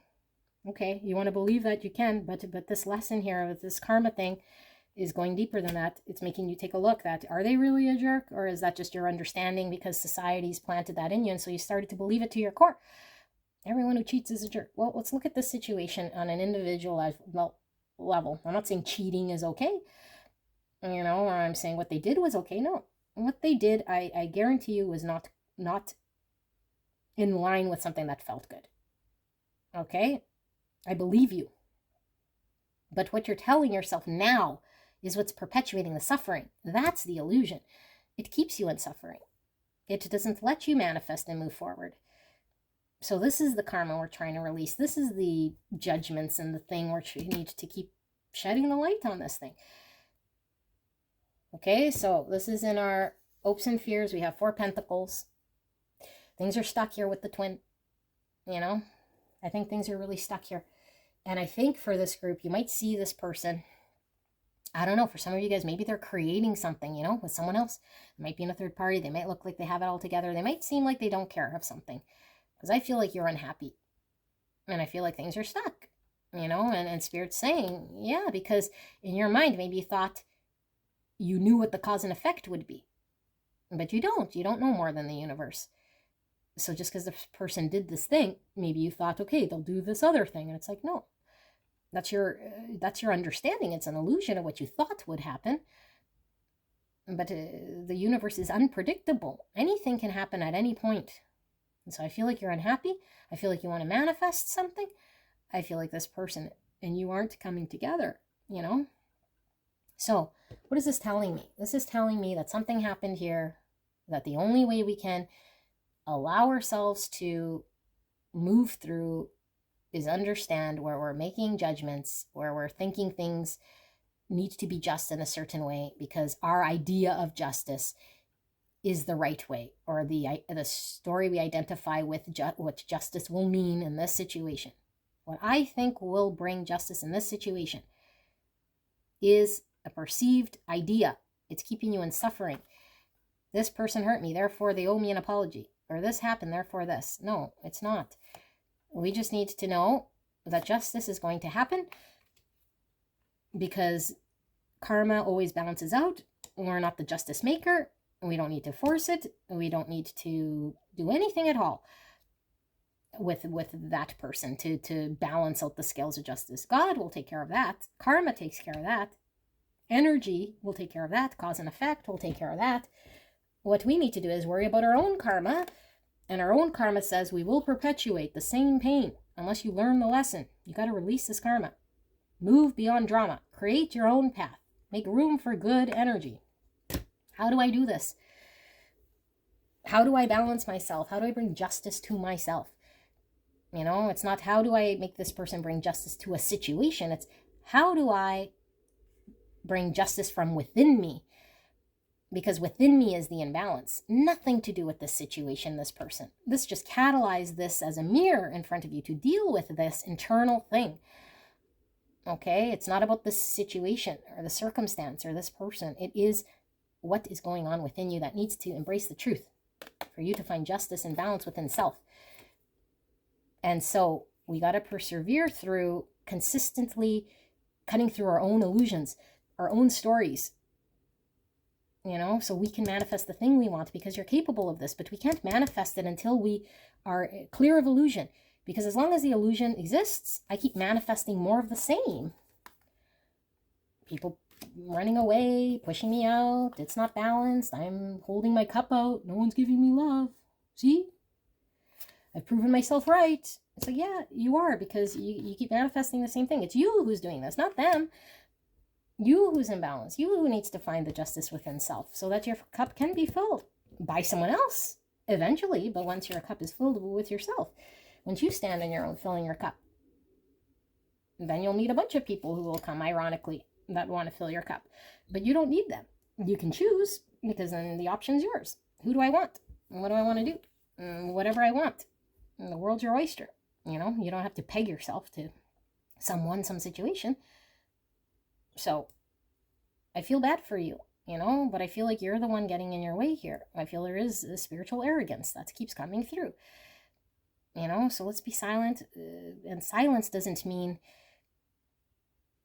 just like being still, like still as in no action. Silent is really inner peace, you know, because if we can't have the inner stillness and have the inner openness to listen and see and be aware, we're missing the answer. We're filling the void with noise. And so when we start to know what, by way of mind, what it is that we think is the answer, we start to interject that noise into reality. And so we can't see what the truth is anymore. All we have is our own voice. And it was not true to begin with. So shh. Listen, you know, meditate on it, get still, get quiet. And I feel like the universe isn't allowing you to move forward, isn't allowing the things to manifest, isn't allowing the relationships to flourish. And it's not that it's keeping you in punishment because you deserve not to be happy. I feel like this is your reality. You're not happy. You're not in a connection. It feels like the universe is stunting you. And you're right. The universe only stunts you because you're telling the universe, stunt me, please. I have a misconception. I keep not learning the karmic lesson. I keep making judgments on people. I keep having a miscued idea of what reality is. And so I'm not allowing myself to transform and to let go of my judgments, to let go of this part of myself that keeps me in suffering, because I don't know, I'd rather be right, or I think I'm right, or I have the spiritual arrogance. So I'm suffering. And Spirit says, I want you to be happy. I want you to manifest. But you have to be the manifester. The universe doesn't just bless you with something because it falls in your lap, just because for whatever reason. It's cause and effect. You're going to get a blessing if the energy is flowing in order to bring to you a blessing. If all I put out there is bad juju, I get bad juju and I don't get blessings. Okay? That's the law of attraction. Cause and effect. It exists whether we believe it exists or doesn't. It's always in action. So do we want to be right, like Dr. Phil says, or do we want to be happy? So we might have to forgive someone, but we can't just forgive them so that we can be free, but our heart still believes the story, because we're not free. This has to be organic. I have to come to the terms of forgiveness within me and see the aha moment, see through my illusion, you know? That's the only way we open the heart. And how do we do this? Still, quiet, saying, I don't know anything. I might have to turn everything that I knew upside down. I know nothing. I'm humble enough to say, I know nothing. Okay? And then we align ourselves. Take intuitive action. So, the intuition's talking, and the intuition is quiet. The intuition doesn't come from mind. The intuition doesn't come from anywhere. It doesn't come from judgments, past experience, perceptions. Intuition is the right here, right now. What is my heart saying? And it might go against my mind. It might make me do something here that, I don't know, logically what doesn't make sense. That's okay, because the intuition knows. It's always right. It's not tainted from perception.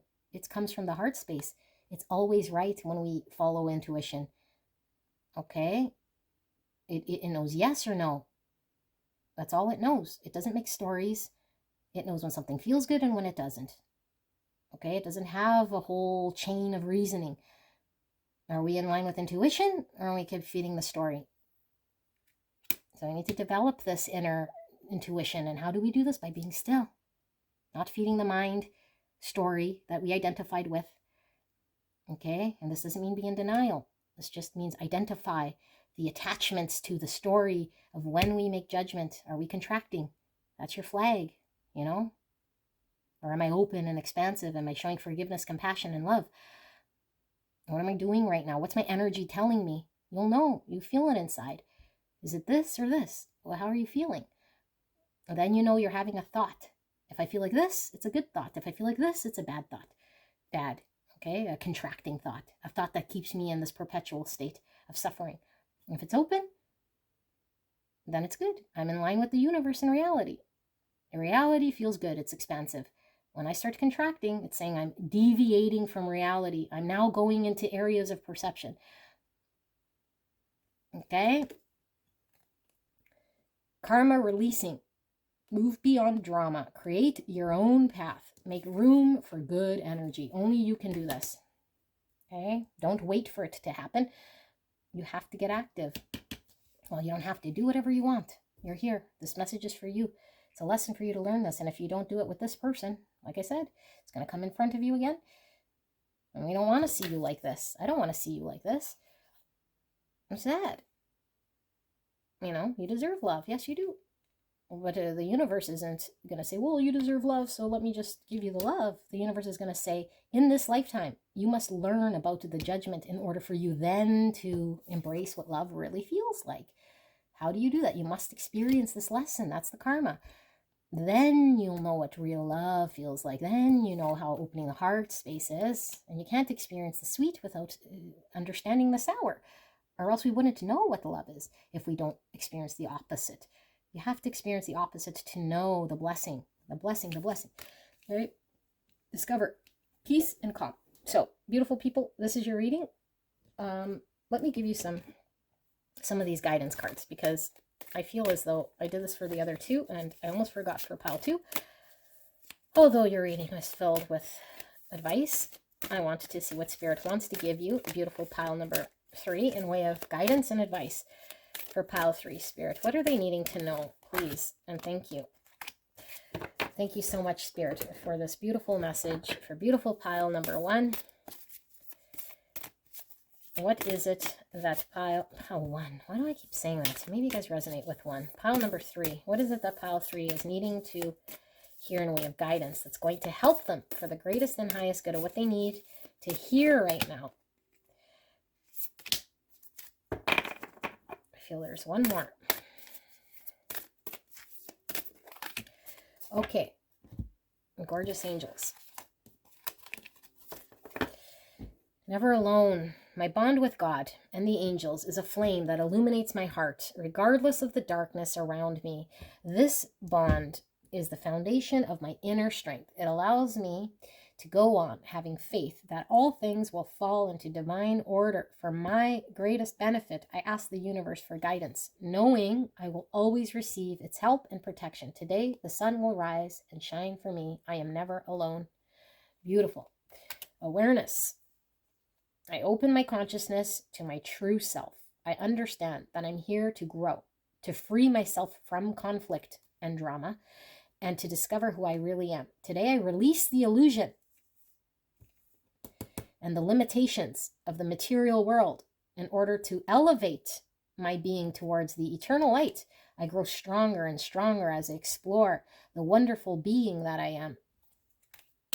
Beyond limitations, today I exceed my own expectations. I open my consciousness to the infinite. There are no limitations. There is no end. Everything is unfolding in a continuous now. Therefore, I open my thoughts towards a broader horizon. I look beyond my perception of reality, beyond all the barriers created from my own beliefs and fears, and I am now open to new possibilities. Karma released. Okay, and we're getting stuck by our own illusions. Transformation.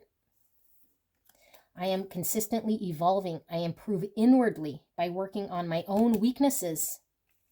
Perseverance, always need to be right. I'm being judging. Okay, my own weaknesses and refining my strengths. Life ensures I'm presented with situations that will help me to learn and to grow. That's what this is, karma. I am aware of my progress and I open my wings to the light. Yes. Freedom. Oh, beautiful freedom, you guys. Look at this. I realize my wounds create doubt, resentment, and guilt. So I work to free myself of darkness. I cast off negative thoughts, find peace in my heart, and discover the being of light within me. So I got to find the freedom here by releasing any of the negative stuff. Guilt, resentments, judgments, all negative stuff, okay? Negative. Contracting. Success. Beautiful. Freedom and success. I grow and thrive in the universe. I discover the purity of my heart and the higher wisdom that guides me towards victory. I direct my thoughts towards clarity and nurture wisdom, love, and goodness within me. I am free now and I succeed in my life. So all about that karmic thing that we need to work through. And that's when we know we've had success, if that's even a thing. Okay, but really it's being free of the heaviness here we don't need to carry. Okay, by realizing that what we're trying to, the state we're trying to uncover here already exists. And we just need to peel back illusions and say, oh, it was just the illusion I had to get rid of. You know, the limitation that I created as an entity that never existed. It never existed, the thing here. But we won't know it doesn't exist as long as we're not quiet to see the illusion of the mind. Okay, it's beautiful people. That's your message. I love you very much. Be blessed. Bye-bye.